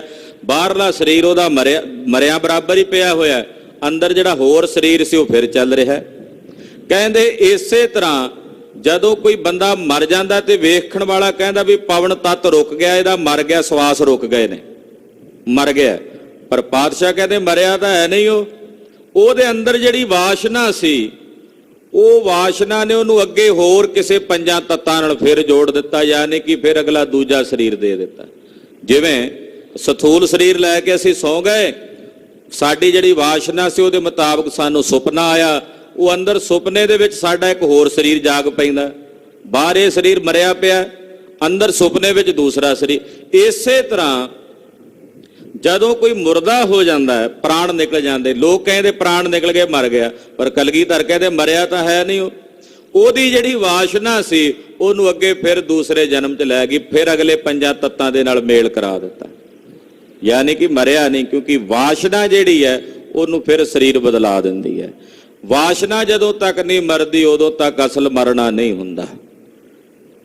ਭਾਈ ਸਾਹਿਬ ਭਾਈ ਗੁਰਦਾਸ ਜੀ ਦਾ ਕਥਨ ਹੈ, ਜੁਗ ਜੁਗ ਮੇਰ ਸਰੀਰ ਕਾ ਵਾਸ਼ਨਾ ਬੱਧਾ ਆਵੇ ਜਾਏ। ਵਾਸ਼ਨਾ ਰਹਿ ਗਈ। ਭਗਤ ਤਰਲੋਚਨ ਜੀ ਕਹਿੰਦੇ ਮਨ ਚ ਆਏ ਮੇਰਾ ਸੋਹਣਾ ਮਕਾਨ ਬੜੀ ਮਿਹਨਤ ਨਾਲ ਬਣਾਇਆ ਸੀ, ਸਾਗਵਾਨ ਦੀ ਲੱਕੜ ਦੇ ਦਰਵਾਜ਼ੇ ਲਾਏ ਸਨ, ਵਧੀਆ ਪਾਲਿਸ਼ ਕਰਕੇ ਦਰਵਾਜ਼ਿਆਂ ਨੂੰ ਮੜਿਆ ਸੀ, ਬਾਥਰੂਮ ਤੇ ਰੁਪਈਆ 10 ਲੱਖ ਲਾਇਆ ਸੀ। ਸੋਚਦਿਆਂ ਪ੍ਰਾਣ ਨਿਕਲ ਗਏ। ਉੱਥੇ ਹੀ ਵਾਸ਼ਨਾ ਰਹਿ ਗਈ ਮਨ 'ਚ। ਉਹ ਵਾਸ਼ਨਾ ਮੋੜ ਕੇ ਲੈ ਆਈ, ਉਸੇ ਘਰ 'ਚ ਪ੍ਰੇਤ ਬਣ ਕੇ ਭਟਕਦਾ ਫਿਰ। ਭਗਤ ਜੀ ਕਹਿੰਦੇ ਆ ਤਰਲੋਚਨ ਜੀ ਮਹਾਰਾਜ, ਵਾਸ਼ਨਾ ਮਨ 'ਚ ਬਣੀ ਹੋਈ, ਹਾਏ ਮੇਰੇ ਪੁੱਤ, ਹਾਏ ਮੇਰਾ ਪਰਿਵਾਰ। ਉਹ ਵਾਸ਼ਨਾ, ਬਾਹਰਲਾ ਸਰੀਰ ਮਰ ਗਿਆ, ਵਾਸ਼ਨਾ ਨਹੀਂ ਮਰੀ। ਉਹ ਵਾਸ਼ਨਾ ਨੇ ਅੱਗੇ ਫੇਰ ਸੂਕਰ ਦੀ ਜੂਨ ਵਿੱਚ, ਸੂਰ ਦੀ ਜੂਨ 'ਚ ਪਾ ਦਿੱਤਾ ਵੀ ਲੈ ਬੱਚੇ ਬੱਚੀਆਂ ਜਿੰਨੇ ਮਰਜ਼ੀ ਸਾਂਭ, ਟੁਰਿਆ ਲੈ ਆਪਣਾ ਕੋੜਮਾ ਲੈ ਕੇ ਨਾਲ ਨਾਲ। ਵਾਸ਼ਨਾ ਫਿਰ ਅੱਗੇ ਜਨਮ ਦੇ ਦਿੰਦੀ, ਉਹ ਅਗਲੇ ਸਰੀਰ ਦੇ ਵਿੱਚ ਪ੍ਰਵਿਰਤ ਕਰਾ ਦਿੰਦੀ। ਜਿਹੋ ਜੀ ਕਿਸੇ ਦੀ ਵਾਸ਼ਨਾ ਹੁੰਦੀ ਉਦਾਂ ਦਾ ਅੱਗੇ ਉਹਨੂੰ ਸਰੀਰ ਪ੍ਰਾਪਤ ਹੋ ਜਾਂਦਾ। ਦੁਨੀ ਚੰਦ ਦਾ ਪਿਓ ਬਘਿਆੜ ਬਣਿਆ ਹੋਇਆ। ਗੁਰੂ ਨਾਨਕ ਸਾਹਿਬ ਕਹਿੰਦੇ ਸਰਾਧ ਕਰੀ ਜਾਣਾ, ਪਿਓ ਤੇਰਾ 4 ਦਿਨਾਂ ਦਾ ਭੁੱਖਾ ਬੈਠਾ। ਕਹਿੰਦਾ ਮਹਾਰਾਜ, ਮਹਾਰਾਜ ਕਹਿੰਦੇ ਵੀ ਉਹ ਤਾਂ ਬਘਿਆੜ ਬਣਿਆ ਹੋਇਆ। ਕਹਿੰਦਾ ਜੀ ਉਹ ਤਾਂ ਧਰਮੀ ਬੰਦਾ ਬੜਾ ਸੀ। ਪਾਤਸ਼ਾਹ ਕਹਿੰਦੇ ਉਹਨੂੰ ਹੀ ਜਾ ਕੇ ਪੁੱਛ ਲੈ, ਜੇ ਮੈਂ ਦੱਸਿਆ ਤੈਨੂੰ ਨਿਸ਼ਚਾ ਨਹੀਂ ਵੱਜਣਾ। ਗਿਆ ਜਾ ਕੇ ਉਹ ਬਘਿਆੜ ਦੀ ਜੂਨੀ ਛੁੱਟੀ, ਆਖਿਆ ਬਾਪੂ ਕੀ ਗੱਲ? ਕਹਿੰਦਾ ਵੀ ਮਰਨ ਲੱਗਿਆ ਗਵਾਂਢ 'ਚ ਕਿਤੇ ਕੋਈ ਮੱਛੀ ਰਿੰਨਦਾ ਸੀ, ਮੱਛੀ ਦੀ ਵਾਸ਼ਨਾ ਜੀ ਆਈ ਮੇਰੇ ਤਾਈਂ ਤੇ ਮਨ 'ਚ ਫੁਰਨਾ ਆਇਆ ਵੀ ਮੱਛੀ ਦਾ ਮਾਸ ਰਿੰਨਿਆ ਜਾ ਰਿਹਾ। ਬਸ ਉਸੇ ਵਾਸ਼ਨਾ 'ਚ ਮਰਿਆ ਤੇ ਆ ਮਾਸ ਖਾਣ ਵਾਲੀ ਜੂਨੀ ਮਿਲ ਗਈ। ਯਾਨੀ ਕਿ ਵਾਸ਼ਨਾ ਨਹੀਂ ਮਰਦੀ ਤਾਂ ਮੌਤ ਨਹੀਂ ਹੋਈ। ਇਹ ਭੁੱਲ ਜਾਓ ਕਿ ਜੇ ਵਾਸ਼ਨਾ ਮਰੀ ਆ ਤੇ ਅਸਲ ਵਿੱਚ ਤਾਂ ਹੀ ਮੌਤ ਹੁੰਦੀ ਹੈ, ਨਹੀਂ ਤਾਂ ਕੱਲੇ ਸਰੀਰ ਦਾ ਮਰਨਾ, ਇਹਨਾਂ 5 ਤੱਤਾਂ ਦਾ ਮਰਨਾ ਨਹੀਂ ਹੈ। ਉਹ ਵਾਸ਼ਨਾ ਫਿਰ ਅੱਗੇ ਹੋਰ 5 ਤੱਤਾਂ ਦੇ ਨਾਲ ਜੋੜ ਦਿੰਦੀ। ਜਿਵੇਂ ਸੁੱਤਾ ਪਿਆ ਮਨੁੱਖ ਜੇ ਸੌਂ ਜਾਏ ਤੇ ਸੁਪਨੇ ਵਿੱਚ ਉਹਦਾ ਇੱਕ ਸਰੀਰ ਤਾਂ ਪਿਆ ਹੋਇਆ, ਸੁਪਨੇ 'ਚ ਉਹਦਾ ਦੂਜਾ ਸਰੀਰ ਚੱਲ ਪੈਂਦਾ। ਇਸੇ ਤਰ੍ਹਾਂ ਵਾਸ਼ਨਾ ਕਰਕੇ ਫਿਰ ਮਨੁੱਖ ਦੂਜੇ ਤੋਂ ਤੀਜੇ, ਤੀਜੇ ਤੋਂ ਚੌਥੇ, ਉਹ ਵਾਸ਼ਨਾ ਫਿਰ ਕਈ ਜਨਮਾਂ ਦੇ ਵਿੱਚ ਇਸ ਨੂੰ ਭਟਕਾਉਂਦੀ ਚਲੀ ਜਾਂਦੀ ਹੈ। ਵਾਸ਼ਨ ਖੈ ਮਨ ਨਾਸ਼ ਹੋਵੈ, ਨਿਤ ਅਭਿਆਸ ਵਿਚਾਰ। ਪਾਤਸ਼ਾਹ ਕਹਿੰਦੇ ਭਾਈ ਨਿਤ ਅਭਿਆਸ ਕਰੋ, ਵਿਚਾਰ ਕਰੋ, ਤਾਂ ਜੋ ਤੁਹਾਡੇ ਅੰਦਰੋਂ ਵਾਸ਼ਨਾਵਾਂ ਖੈ ਹੋ ਜਾਣ। ਖੈ ਦਾ ਮਤਲਬ ਨਾਸ਼ ਹੋ। ਜਦੋਂ ਵਾਸ਼ਨਾ ਖੈ ਹੁੰਦੀ ਫਿਰ ਮਨ ਦਾ ਵੀ ਨਾਸ਼ ਹੋ ਜਾਂਦਾ। ਵਾਸ਼ਨਾ ਮਰ ਜਾਏ ਤੇ ਮਨ ਵੀ ਮਰ ਜਾਂਦਾ। ਇਸ ਕਰਕੇ ਇਸ ਗੱਲ ਦੀ ਵਿਚਾਰ ਕਰੋ ਕਿ ਜਿਤਨੀਆਂ ਪਹਿਲਾਂ ਮਲਨ ਵਾਸ਼ਨਾਵਾਂ ਨੇ ਉਹ ਖਤਮ ਕਰਨ ਦਾ ਯਤਨ ਕਰੋ। ਸ਼ੁਭ ਵਾਸ਼ਨਾਵਾਂ ਹੋਣਗੀਆਂ ਤਾਂ ਸ਼ੁਭ ਵਾਸ਼ਨਾਵਾਂ ਦੇ ਸਹਿਤ 7 ਗਿਆਨ ਦੀਆਂ ਭੂਮਿਕਾਵਾਂ ਦਸੀਆਂ ਵਿਦਵਾਨਾਂ ਨੇ। ਸ਼ੁਭ ਵਿਚਾਰ, ਵਿਚਾਰ ਵੀ ਸ਼ੁਭ ਹੋਣੇ ਚਾਹੀਦੇ ਨੇ। ਸ਼ੁਭ ਇੱਛਾ, ਸ਼ੁਭ ਵਿਚਾਰ, ਸੋ ਵਿਚਾਰਨਾ ਤਨੁ ਮਾਨਸਾ ਸਤਵਾ ਵਤ ਪਦਾਰਥਾ ਭਾਵਨੀ ਤੁਰੀ ਅਸੰਸਕਤ ਤੁਰਿਆ। ਏਦਾਂ 7 ਭੂਮਿਕਾਵਾਂ ਦਸੀਆਂ ਗਿਆਨ ਦੀਆਂ। ਉਹਦੇ ਚ ਇੱਕ ਹੈ ਸ਼ੁਭ ਵਿਚਾਰਨਾ। ਸ਼ੁਭ ਵਿਚਾਰ ਰੱਖਣੇ ਹਿਰਦੇ 'ਚ, ਚੰਗੇ ਵਿਚਾਰ ਰੱਖਣੇ। ਹੁਣ ਤਾਂ ਡਾਕਟਰ ਵੀ ਕਹਿੰਦੇ ਆ ਵੀ ਤੁਸੀਂ ਚੰਗੀ ਜ਼ਿੰਦਗੀ ਜੀਵਣੀ ਹੈ ਤਾਂ ਹਿਰਦੇ ਦੇ ਵਿਚਾਰ ਸ਼ੁੱਧ ਰੱਖੋ। ਹਿਰਦੇ ਦੇ ਵਿਚਾਰ ਜਿਤਨੇ ਸ਼ੁੱਧ ਹੋਣਗੇ ਤੁਹਾਡਾ ਬਾਹਰਲਾ ਸਰੀਰ ਵੀ ਉਤਨਾ ਹੀ ਤੰਦਰੁਸਤ ਰਹੇਗਾ। ਜਦੋਂ ਵਿਚਾਰ ਮਲਨ ਹੁੰਦੇ ਨੇ, ਉਹਨਾਂ ਮਲਨ ਵਿਚਾਰਾਂ ਦਾ ਪ੍ਰਭਾਵ ਦਿਮਾਗ ਤੇ ਪੈਂਦਾ, ਫਿਰ ਉਹ ਸਰੀਰ ਤੇ ਵੀ ਅਸਰ ਕਰਦੇ। ਤੋ ਵਿਚਾਰ ਸ਼ੁਭ ਹੋਣੇ ਚਾਹੀਦੇ ਨੇ। ਤੋ ਮਹਾਰਾਜ ਜੀ ਕਹਿ ਰਹੇ ਨੇ ਕਿ ਵਾਸ਼ਨਾਵਾਂ ਦਾ ਨਾਸ਼ ਕਰਕੇ ਮਨ ਦਾ ਨਾਸ਼ ਕਰਨਾ, ਇਹਦਾ ਅਭਿਆਸ ਕਰਨਾ, ਇਹ ਵਿਚਾਰ ਕਰਨੀ ਹੈ। ਇਸ ਤੇ ਕਟਿਗੇ ਜਨਮ ਮਰਨ ਅਪਰਿਉ ਪਾਵਨ ਸਾਰ। ਪਾਤਸ਼ਾਹ ਕਹਿੰਦੇ ਜਦੋਂ ਵਾਸ਼ਨਾਵਾਂ ਖਤਮ ਕਰ ਲੋਗੇ ਗੁਰਮਖੋ, ਇਹਦੇ ਨਾਲ ਤੁਹਾਡਾ ਜਨਮ ਮਰਨ ਕੱਟਿਆ ਜਾ ਸਕਦਾ, ਹੋਰ ਕੋਈ ਤਰੀਕਾ ਨਹੀਂ। ਜਦੋਂ ਤੱਕ ਵਾਸ਼ਨਾ ਨਹੀਂ ਖਤਮ ਹੁੰਦੀ ਉਦੋਂ ਤੱਕ ਜਨਮ ਮਰਨ ਨਹੀਂ ਕੱਟਿਆ ਜਾ ਸਕਦਾ। ਜੁਗ ਜੁਗ ਮੇਰ ਸਰੀਰ ਕਾ ਵਾਸ਼ਨਾ ਬੱਧਾ ਆਵੇ ਜਾਏ। ਵਾਸ਼ਨਾ ਬਨ ਕੇ ਜੀਵ ਨੂੰ ਭਟਕਾਉਂਦੀ ਹੈ। ਮਸਕੀਨ ਜੀ ਬੜਾ ਸੁੰਦਰ ਕਥਨ ਕਰਦੇ। ਉਹ ਕਹਿੰਦੇ ਪ੍ਰਾਣ ਰੁਕ ਗਏ, ਸਰੀਰ ਰੁਕ ਗਿਆ, ਮਨ ਦੇ ਫੁਰ ਨੇ, ਵਾਸ਼ਨਾਵਾਂ ਨਹੀਂ ਰੁਕੀਆਂ, ਯਾਤਰਾ ਫਿਰ ਵੀ ਚੱਲ ਰਹੀ ਹੈ, ਜਨਮ ਮਰਨ ਫਿਰ ਵੀ ਚੱਲ ਰਿਹਾ। ਸਰੀਰ ਜੀਵਤ ਹੈ, ਅਗਰ ਮਨ ਦੇ ਸਾਰੀਆਂ ਵਾਸ਼ਨਾਵਾਂ ਨਾਸ਼ ਹੋ ਗਈਆਂ ਨੇ ਤਾਂ ਜਨਮ ਮਰਨ ਤੋਂ ਮੁਕਤ ਹੈ।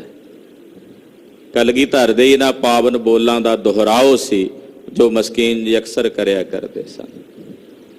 ਫਿਰ ਜਨਮ ਮਰਨ ਕੱਟਿਆ ਜਾ ਸਕਦਾ ਜਦੋਂ ਵਾਸ਼ਨਾਵਾਂ ਖਤਮ ਹੋ ਜਾਣ। ਸਹਿਸਕ੍ਰਿਤੀ ਦੇ ਪਾਵਨ ਸ਼ਲੋਕਾਂ 'ਚ ਗੁਰਦੇਵ ਕਹਿੰਦੇ, ਹੇ ਕਾਮੰ ਨਰਕ ਬਿਸਰਾਮੰ ਬਹੁ ਜੋਨੀ ਪਰਮਾਵਣ। ਹੇ ਕਾਮ, ਕਾਮ ਦਾ ਮਤਲਬ ਕਾਮਨਾਵਾਂ, ਵਾਸ਼ਨਾਵਾਂ। ਹੇ ਵਾਸ਼ਨਾ, ਹੇ ਕਾਮ, ਤੂੰ ਜੀਵ ਨੂੰ ਨਰਕਾਂ ਵਿੱਚ ਸੁੱਟਦੀ ਹੈ ਔਰ ਬਹੁਤ ਪ੍ਰਕਾਰ ਦੀਆਂ ਜੋਨੀਆਂ ਵਿੱਚ ਹੇ ਕਾਮ ਤੂੰ ਹੀ ਪਰਮਾਉਂਦਾ ਹੈ।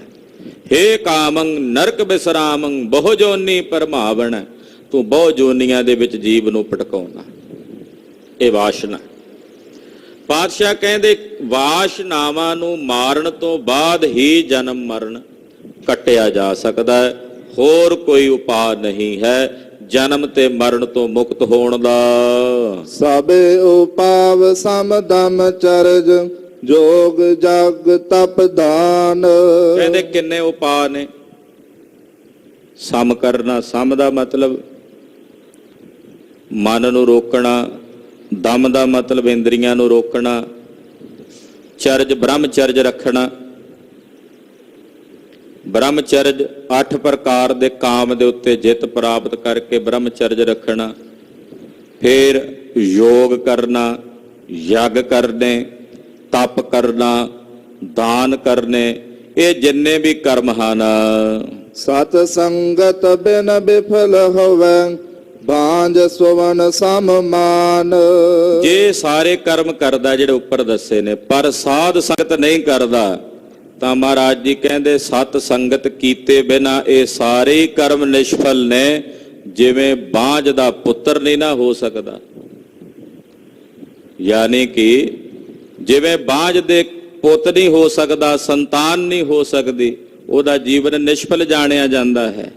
ਇਸੇ ਤਰ੍ਹਾਂ ਸਤ ਸੰਗਤ ਤੋਂ ਬਿਨਾ ਇਹ ਜਿਤਨੇ ਵੀ ਕਰਮ ਉੱਪਰ ਦੱਸੇ ਨੇ ਇਹ ਸਭ ਨਿਸ਼ਫਲ ਨੇ, ਇਹ ਕਿਸੇ ਕੰਮ ਨਹੀਂ।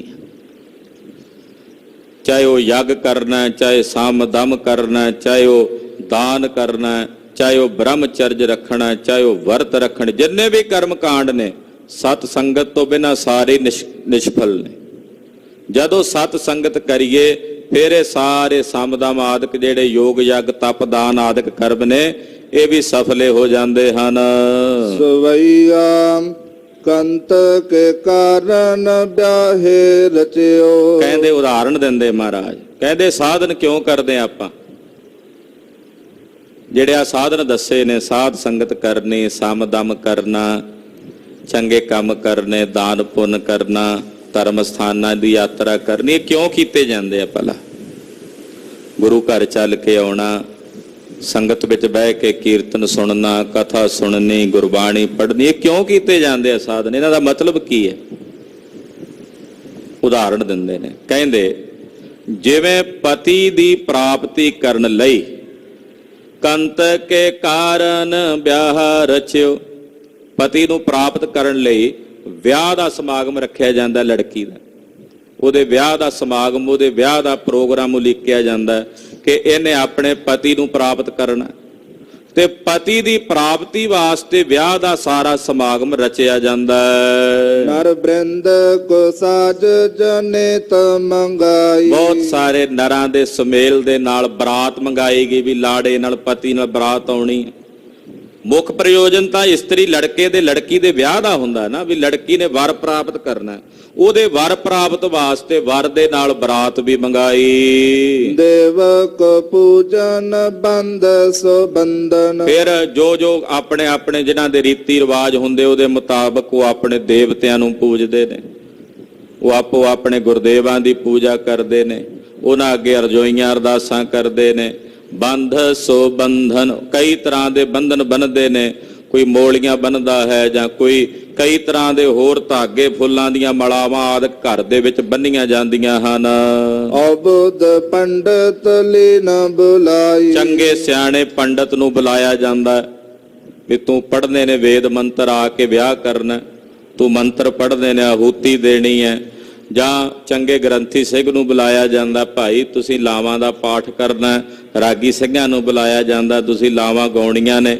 ਹਾਂਜੀ, ਸ਼ੋਕ ਤਜੇ ਸ਼ੁਭ ਪਾਮਨ ਗਾਵਤ। ਘਰ ਦੇ ਸਾਰੇ ਸ਼ੋਕ ਛੱਡ ਕੇ ਜਿੰਨੀਆਂ ਇਸਤਰੀਆਂ ਹੁੰਦੀਆਂ ਨੇ ਉਹ ਸ਼ੁਭ ਬਾਣੀ ਦਾ ਉਸ ਵੇਲੇ ਗਾਇਨ ਕਰਦੀਆਂ ਨੇ, ਉਹ ਗੀਤਰ ਗਾਇਨ ਕਰਦੀਆਂ ਨੇ, ਕੋਈ ਘੋੜੀਆਂ ਗਾਉਂਦੀਆਂ ਨੇ, ਸੁਹਾਗ ਗਾਉਂਦੀਆਂ ਨੇ। ਮੰਗਲ ਗੀਤ ਸੁਵਾਦਨ ਸ਼ਾਈ। ਅਨੇਕ ਪ੍ਰਕਾਰ ਦੇ ਮੰਗਲ ਗੀਤ ਗਾਏ ਜਾਂਦੇ ਨੇ, ਕਈ ਤਰ੍ਹਾਂ ਦੇ ਸਾਜ਼ ਵੱਜਦੇ ਨੇ। ਤੈਸੇ ਹੀ ਸਾਧਨ ਆਤਮ ਕਾਰਨ। ਜਿਵੇਂ ਇਹ ਸਾਰੇ ਸਾਧਨ ਜਿਹੜੇ ਵਿਆਹ ਦੇ ਨੇ ਇਹ ਕਿਉਂ ਕੀਤੇ ਜਾਂਦੇ ਆ ਕਿ ਇਸਤਰੀ ਨੇ ਆਪਣੇ ਪਤੀ ਨੂੰ ਵਿਆਹੁਣਾ ਹੈ, ਇਹਦੇ ਪਤੀ ਨੇ ਇਹਨੂੰ ਵਿਆਹੁਣਾ ਹੈ, ਇਹਨਾਂ ਦਾ ਮੇਲ ਹੋਣਾ ਹੈ, ਇਸਤਰੀ ਤੇ ਪੁਰਖ ਦਾ।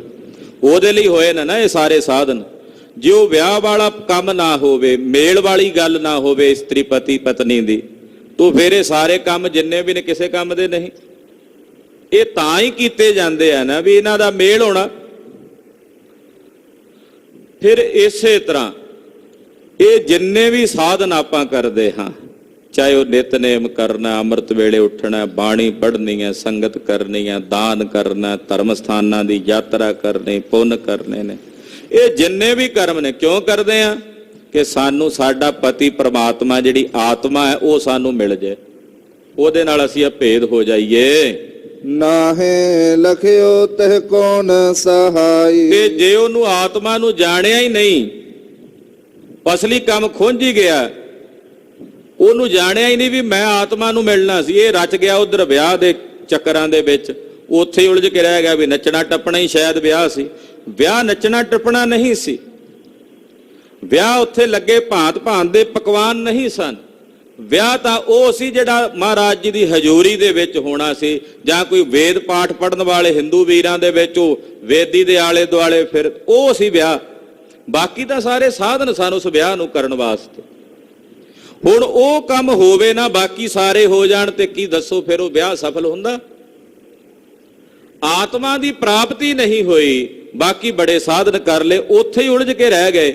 ਆਤਮਾ ਦੀ ਜਾਣਕਾਰੀ ਨਹੀਂ ਮਿਲੀ ਤੇ ਫਿਰ ਦੱਸੋ ਸਾਰੇ ਸਾਧਨ ਕਿਵੇਂ ਸਫਲ ਹੋ ਸਕਦੇ ਨੇ?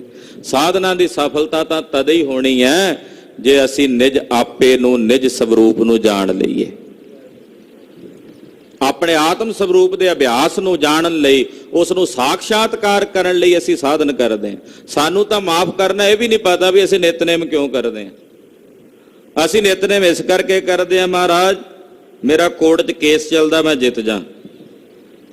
ਅਸੀਂ ਨਿਤਨੇਮ ਇਸ ਕਰਕੇ ਕਰਦੇ ਹਾਂ, ਮਹਾਰਾਜ 9 ਵਜੇ ਦੁਕਾਨ ਖੋਲਣੀ ਹੈ, ਸਭ ਤੋਂ ਪਹਿਲਾ ਗਾਹਕ ਜਿਹੜਾ ਆਵੇ ਵੱਡਾ ਮੁਨਾਫਾ ਦੇ ਕੇ ਜਾਵੇ।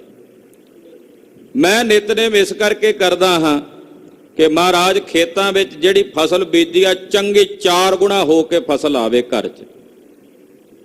ਸਾਡਾ ਨਿਤਨੇਮ ਬਾਣੀ ਪੜ੍ਹਨੀ ਇਸੇ ਕਰਕੇ ਹੀ ਹੋ ਗਈ ਨਾ ਵੀ ਆਹ ਦੁਨੀਆ ਦੇ ਕੰਮਾਂ ਵਾਸਤੇ, ਆਤਮਿਕ ਗਿਆਨ ਵਾਸਤੇ ਅਸੀਂ ਕਿਤਨੇ ਕੁ ਲੋਕ ਹਾਂ ਜਿਹੜੇ ਬਾਣੀ ਪੜ੍ਹਦੇ ਹਾਂ, ਜਿਨ੍ਹਾਂ ਅੰਦਰ ਇਹ ਸੋਚ ਜਗਿਆਸਾ ਹੋਵੇ ਕਿ ਮੈਨੂੰ ਆਪਣੇ ਆਪੇ ਦਾ ਗਿਆਨ ਹੋਵੇ। ਅਸੀਂ ਤਾਂ ਗਿਆਨੀ ਸਿੰਘਾਂ ਕੋਲ ਵੀ ਜਾ ਕੇ ਪੁੱਛਦੇ ਹਾਂ, ਜੀ ਕੋਈ ਸ਼ਬਦ ਦੱਸੋ। ਮੈਨੂੰ ਵੀ ਅਕਸਰ ਕਈ ਸੱਜਣ, ਜੀ ਕੋਈ ਸ਼ਬਦ ਦੱਸੋ ਜੀ, ਸਾਡੇ ਘਰ ਬੜੀ ਸਮੱਸਿਆ। ਮੈਂ ਕਿਹੜੇ ਘਰ ਨਹੀਂ ਹੁੰਦੀ ਭਾਈ, ਕੋਈ ਦੁਨੀਆ ਦਾ ਇੱਕ ਘਰ ਵਿਖਾਓ ਜਿੱਥੇ ਸਮੱਸਿਆ ਨਾ ਹੋਵੇ। ਵੀ ਸ਼ਬਦ ਸਮੱਸਿਆਵਾਂ ਦੂਰ ਕਰਨ ਲਈ ਨੇ ਜਾਂ ਸ਼ਬਦ ਆਪਣੇ ਨਿਜ ਕਲਿਆਣ ਵਾਸਤੇ ਆ? ਗੁਰਬਾਣੀ ਸਾਡੇ ਕਲਿਆਣ ਵਾਸਤੇ ਆ ਨਾ। ਜਦੋਂ ਆਪਣੇ ਕਲਿਆਣ ਲਈ ਪੜਾਂਗੇ ਬਾਕੀ ਕਾਰਜ ਆਪੇ ਹੀ ਸਿੱਧ ਹੋਈ ਜਾਂਦੇ ਹਨ। ਪਰ ਅਸੀਂ ਹੋਰ ਕਾਰਜਾਂ ਨੂੰ ਸਿੱਧ ਕਰਨ ਵਾਸਤੇ ਗੁਰਬਾਣੀ ਤਾਂ ਪੜ੍ਹਦੇ ਹਾਂ, ਧੰਦੇ ਬਣਾ ਲਏ ਨੇ। ਗੁਰੂ ਖਾਲਸਾ ਜੀ, ਗੁਰਬਾਣੀ ਸਾਡੇ ਨਿਜ ਆਪੇ ਦੀ ਕਲਿਆਣ ਵਾਸਤੇ ਸੀ ਕਿ ਅਸੀਂ ਆਪਣੇ ਆਪੇ ਦਾ ਕਲਿਆਣ ਕਰਨਾ, ਸਾਡਾ ਭਲਾ ਹੋ ਜਾਏ ਬਸ। ਬਾਕੀ ਜੋ ਪਰਾ ਲੱਭਦਾ ਉਹ ਮਿਲ ਹੀ ਜਾਣੀ।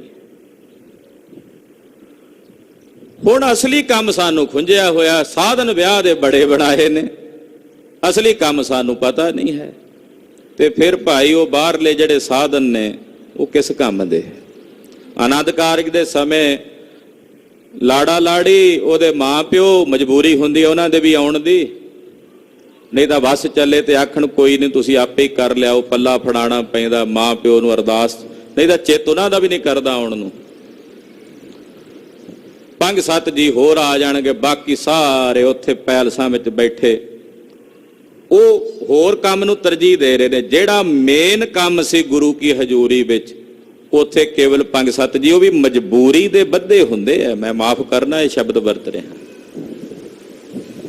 ਕੋਈ ਵਿਰਲੇ ਪਰਿਵਾਰ ਹੋਣਗੇ ਜਿਹੜੇ ਆਖਣ ਹਾਂ ਭਾਈ ਆਨੰਦ ਕਾਰਜਾਂ ਵਿੱਚ ਜਾ ਕੇ ਗੁਰਬਾਣੀ ਦਾ ਚਟ ਕੀਰਤਨ ਸੁਣੀ, ਇਹੀ ਜੀਵਨ ਦਾ ਲਾਹਾ ਹੈ।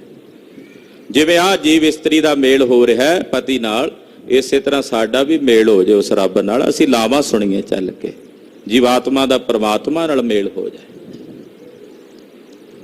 ਤੋ ਇਹ ਸਾਧਨ ਇਸ ਕਰਕੇ ਹੁੰਦੇ ਹੈ। ਤੇ ਜੇ ਆਤਮਾ ਦੇ ਸਰੂਪ ਦੀ ਜਾਣਕਾਰੀ ਨਹੀਂ ਹੈ ਫਿਰ ਇਹ ਸਾਧਨ ਨਿਸ਼ਫਲ ਹਨ। ਮਹਾਰਾਜ ਕਲਗੀਧਰ ਜੀ ਸਪਸ਼ਟ ਕਹਿ ਰਹੇ ਨੇ। ਹਾਂਜੀ, ਦੋਹਰਾ ਭਲੋ ਜਨਮ ਭਲ ਕੁਲ ਨਗਰ, ਭਲੋ ਗੁਣੀ ਸੋ ਕਬ। ਕਹਿੰਦੇ ਉਸ ਦਾ ਜਨਮ ਭਲਾ, ਉਸ ਦੀ ਕੁਲ ਭਲੀ ਹੈ, ਉਸ ਦਾ ਨਗਰ ਭਲਾ ਹੈ। ਉਹ ਗੁਣੀ ਜਿਹੜਾ ਵਾਹਿਗੁਰੂ ਪਰਮੇਸ਼ਰ ਦੇ ਜਸ ਨੂੰ ਕਥਨ ਕਰਦਾ ਹੈ। ਸਮਝ ਆਪ ਜਗ ਜਾਲ ਬਚ, ਏਕ ਮੇਕ ਲਖ ਰੱਬ। ਉਹਦਾ ਜਨਮ ਭਲਾ, ਉਹਦੀ ਕੁਲ ਭਲੀ, ਉਹਦਾ ਨਗਰ ਭਲਾ, ਉਹਦੀ ਥਾਂ ਭਲੀ।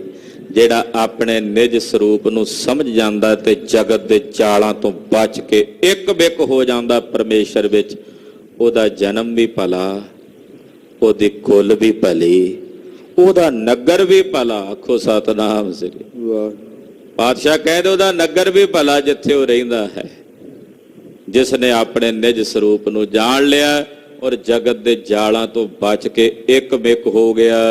ਬ੍ਰਹਮ ਗਿਆਨ ਚਰਚਾ ਸਦਾ, ਹੋਤ ਨਿਕਟ ਗੁਰ ਦਿਆਲ। ਖਾਲਸਾ ਜੀ, ਇਸ ਤਰ੍ਹਾਂ ਗੁਰੂ ਦਿਆਲੂ ਸਤਿਗੁਰੂ ਕਲਗੀਧਰ ਦੇ ਕੋਲੇ ਇਦਾਂ ਦੀ ਚਰਚਾ ਹੁੰਦੀ ਬ੍ਰਹਮ ਗਿਆਨ ਦੀ। ਆਹ ਵਿਚਾਰਾਂ ਮਹਾਰਾਜ ਜੀ ਦੀ ਸਭਾ ਚ ਹੁੰਦੀਆਂ ਨੇ। ਐਸਾ ਨਹੀਂ ਕਿ ਸੰਸਾਰੀ ਰਾਜਨੀਤਿਕ ਤੌਰ ਤੇ ਜਿਹੜੇ ਜੰਗ ਯੁੱਧ ਦੇ ਵਰਣਨ ਨੇ ਉਹ ਵੀ ਹੁੰਦੇ ਨੇ, ਪਰ ਬ੍ਰਹਮ ਚਰਚਾ ਵੀ ਮਹਾਰਾਜ ਜੀ ਦੀ ਸਭਾ ਵਿੱਚ ਨਿਤ ਹੁੰਦੀ ਹੈ।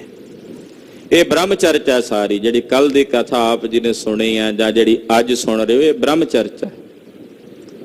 ਇਹ ਬ੍ਰਹਮ ਚਰਚਾ ਮਹਾਰਾਜ ਜੀ ਦੀ ਸਭਾ ਵਿੱਚ, ਦਰਬਾਰ ਵਿੱਚ ਨਿਤ ਹੁੰਦੀ ਹੈ। ਇਦਾਂ ਦੇ ਗਿਆਨਮਈ ਅੰਮ੍ਰਿਤ ਬਚਨ ਨਿਤ ਮਹਾਰਾਜ ਜੀ ਦੀ ਸਭਾ ਚ ਸੁਣਨ ਨੂੰ ਪ੍ਰਾਪਤ ਹੁੰਦੇ ਨੇ। ਸੁਣੈ ਸਿੱਖ ਦ੍ਰਿੜ ਧਿਆਨ ਜੋਤ, ਭਾਵ ਪੈ ਮਿਟੈ ਸਮਾਲ। ਗੁਰੂ ਕੇ ਸਿੱਖ ਬੜੇ ਧਿਆਨ ਨਾਲ, ਬੜੀ ਇਕਾਗਰਤਾ ਨਾਲ ਸਤਿਗੁਰੂ ਜੀ ਦੇ ਬਚਨਾਂ ਨੂੰ ਸੁਣਦੇ ਹਨ।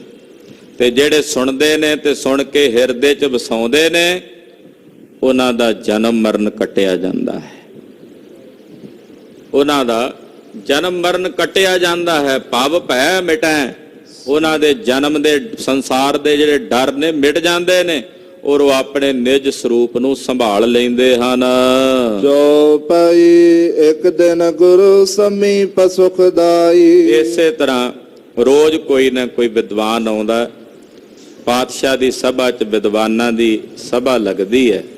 ਵਿਦਵਾਨਾਂ ਵੱਲੋਂ ਵਿਚਾਰ ਪੇਸ਼ ਹੁੰਦੇ ਨੇ। ਵਿਚਾਰਾਂ ਦੀ ਸੰਪੂਰਨਤਾ ਕਲਗੀਧਰ ਦੀ ਵਿਚਾਰ ਨਾਲ ਹੁੰਦੀ ਹੈ।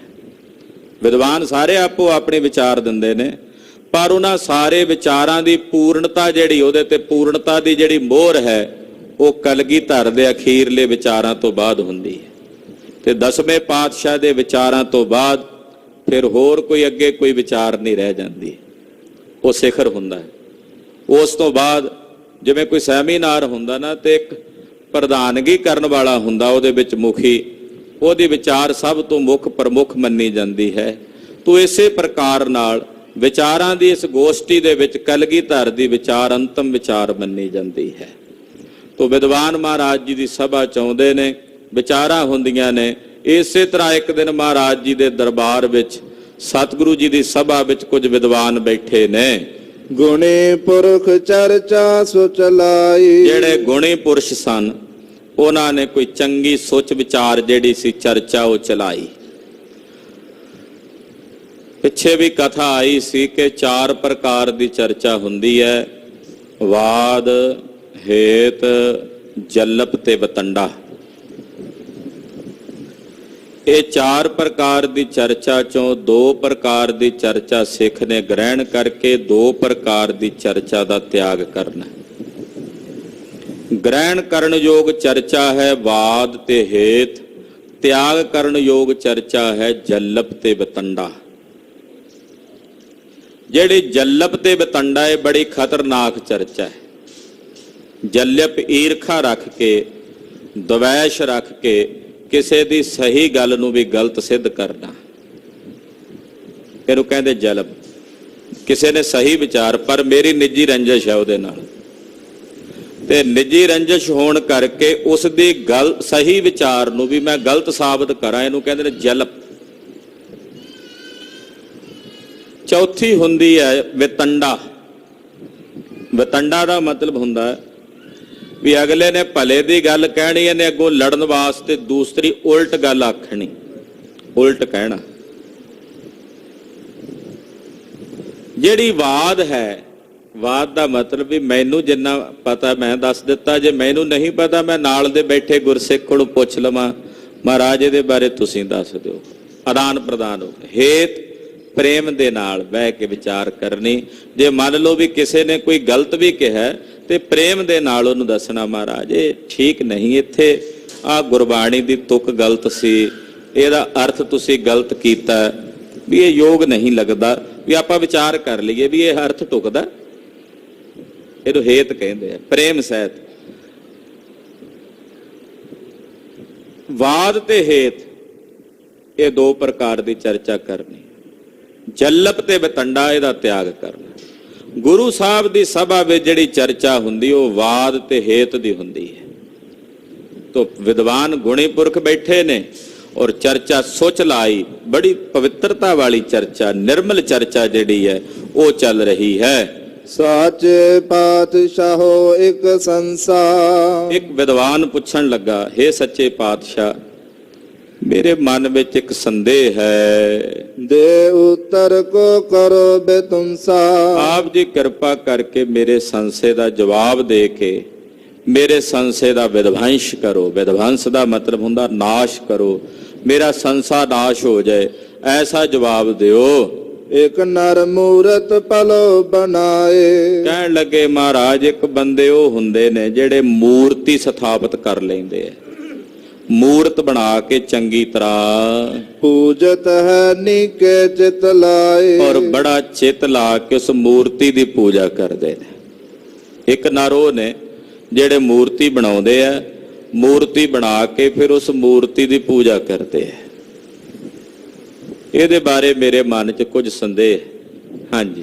ਇੱਕ ਤੇ ਆਬਤ ਹੈ ਮੁਖ ਮਨ ਮਾਹੀ। ਇੱਕ ਤਾਂ ਮੂਰਤੀ ਬਣਾ ਕੇ ਮੂਰਤੀ ਦੀ ਪੂਜਾ ਕਰਦੇ ਨੇ, ਮੂਰਤੀ 'ਚ ਰੱਬ ਦੀ ਕਲਪਨਾ ਕਰਕੇ ਰੱਬ ਹੈ। ਦੂਜੇ ਉਹ ਨੇ ਜਿਹੜੇ ਮਨ ਤੇ ਮੁਖ ਕਰਕੇ ਪਰਮੇਸ਼ਰ ਨੂੰ ਆਰਾਧਦੇ ਨੇ। ਉਹ ਮੁਖ ਵਿੱਚ ਤੇ ਮਨ ਵਿੱਚ ਪਰਮੇਸ਼ਰ ਦੀ ਮੂਰਤ ਨੂੰ ਵਸਾ ਕੇ ਉਹਦਾ ਧਿਆਨ ਧਾਰਦੇ, ਉਹਨੂੰ ਧਿਆਉਂਦੇ ਨੇ। ਦੁਆ ਮਹਿ ਭਲੋ ਕੌਣ ਕੋ ਨਾਹੀ। ਮਹਾਰਾਜ ਇਹਨਾਂ ਦੋਹਾਂ ਚੋਂ ਭਲਾ ਕੌਣ ਹੈ? ਜਿਹੜਾ ਬਾਹਰ ਮੂਰਤੀ ਬਣਾ ਕੇ ਮੂਰਤੀ ਦੀ ਪੂਜਾ ਕਰਦਾ ਉਹ, ਜਾਂ ਫਿਰ ਜਿਹੜਾ ਨੇਤਰ ਮੁੰਦ ਕੇ ਆਪਣੇ ਅੰਦਰ ਪ੍ਰਭੂ ਮੂਰਤ ਦਾ ਧਿਆਨ ਧਾਰ ਕੇ ਉਹਨੂੰ ਧਿਆਉਂਦਾ ਉਹ? ਦੋਹਾਂ ਵਿੱਚੋਂ ਮਹਾਰਾਜ ਭਲਾ ਕੌਣ ਹੈ? ਦੋਹਾਂ ਚੋਂ ਸ੍ਰੇਸ਼ਟ ਕੌਣ ਹੈ? ਗੁਰਦੇਵ ਨੇ ਜਦੋਂ ਮੂਰਤੀ ਨੂੰ ਹੀ ਰੱਬ ਮੰਨ ਲਿਆ ਕਈਆਂ ਨੇ, ਤਾਂ ਮੇਰੇ ਪਾਤਸ਼ਾਹ ਨੂੰ ਕਹਿਣਾ ਪਿਆ, ਤਾਂ ਕੋ ਕਰ ਪਾਹਨ ਅਨੁਮਾਨਤ ਮਹਾਮੂੜ ਕਛ ਭੇਦ ਨਾ ਜਾਣਤ। ਕਹਿੰਦੇ ਭਾਈ ਉਸ ਰੱਬ ਨੂੰ ਹੀ ਕਿਸੇ ਨੇ ਪੱਥਰ ਸਮਝ ਲਿਆ। ਤਾਂ ਕੋ ਕਰ ਪਾਹਨ, ਪਾਹਨ ਨਾਮ ਹੁੰਦਾ ਪੱਥਰ ਦਾ, ਪੱਥਰ ਜਾਣ ਕੇ ਉਹਦੀ ਅਨੁਮਾਨ ਪੂਜਾ ਕਰਨ ਲੱਗ ਪਏ। ਅਸਲ ਵਿੱਚ ਉਹ ਮਹਾਮੂਰਖ ਨੇ, ਉਹਨਾਂ ਨੇ ਰੱਬ ਦਾ ਭੇਦ ਹੀ ਨਹੀਂ ਜਾਣਿਆ ਕਿ ਉਹ ਪੱਥਰ ਨਹੀਂ ਹੈ, ਉਹ ਸਰਬ ਥਾਈਂ ਵਸਣ ਵਾਲਾ ਹੈ। ਤਦੇ ਭਗਤ ਕਬੀਰ ਜੀ ਮਹਾਰਾਜ ਜੀ ਕਹਿੰਦੇ ਹਨ, ਪਖਾਣ ਗੜ ਕੈ ਮੂਰਤ ਕੀਨੀ ਦੇਖੈ ਛਾਤੀ ਪਾਉ। ਜੇ ਇਹੋ ਮੂਰਤ ਸਾਚੀ ਹੈ ਤੋ ਗੜਨ ਹਾਰੈ ਖਾਓ। ਪਾਤ ਪਹਿ ਤੇ ਅਰਲਾਪ ਸੀ ਕਰ ਕਰਾ ਕਾ ਸਾਰ। ਭੋਗਣ ਹਾਰੈ ਭੋਗਿਆ ਇਸ ਮੂਰਤ ਕੈ ਮੁਖ ਛਾਰ। ਮਾਲਨ ਭੂਲੀ ਜਗ ਭੁਲਾਨਾ हम भुलाने नाहे, कह कबीर हम राम राखे, किरपा कर हर राय। भगत नामदेव जी महाराज जी भी कहते, जे ਉਹ ਦੇਵਾ ਤਾਂ ਇਹ ਵੀ ਦੇਵਾ। ਕਹਿੰਦੇ ਵੀ ਜਿਹੜੇ ਪੱਥਰ ਦੇ ਉੱਤੇ ਤੁਸੀਂ ਪੈਰ ਧਰ ਕੇ ਅੰਦਰ ਗਏ ਉਹ ਵੀ ਪੱਥਰ ਹੈ, ਉਸੇ ਪੱਥਰ ਦੀ ਮੂਰਤ ਘੜ ਕੇ ਤੁਸੀਂ ਅੰਦਰ ਰੱਖੀ ਉਹ ਵੀ ਪੱਥਰ ਹੈ।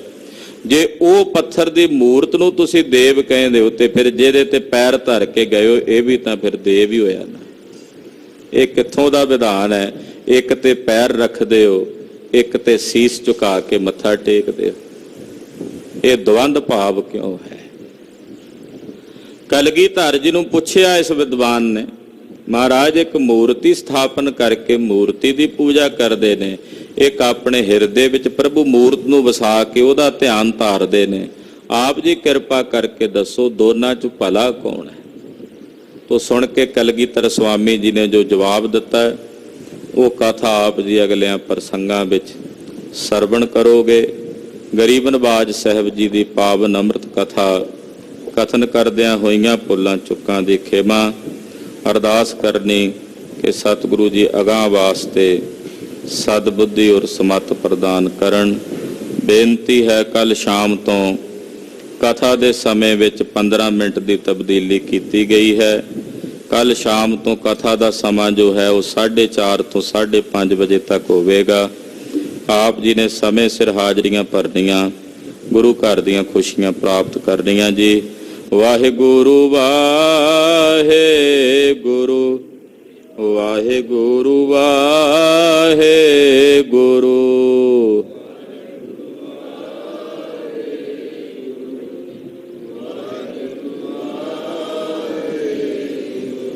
ਵਾਹਿਗੁਰੂ ਵਾਹਿਗੁਰੂ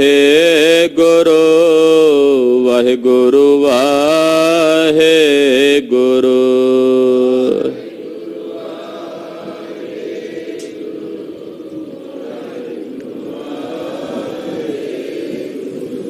ਵਾਹਿਗੁਰੂ ਵਾਹਿਗੁਰੂ ਵਾਹਿਗੁਰੂ ਵਾਹਿਗੁਰੂ।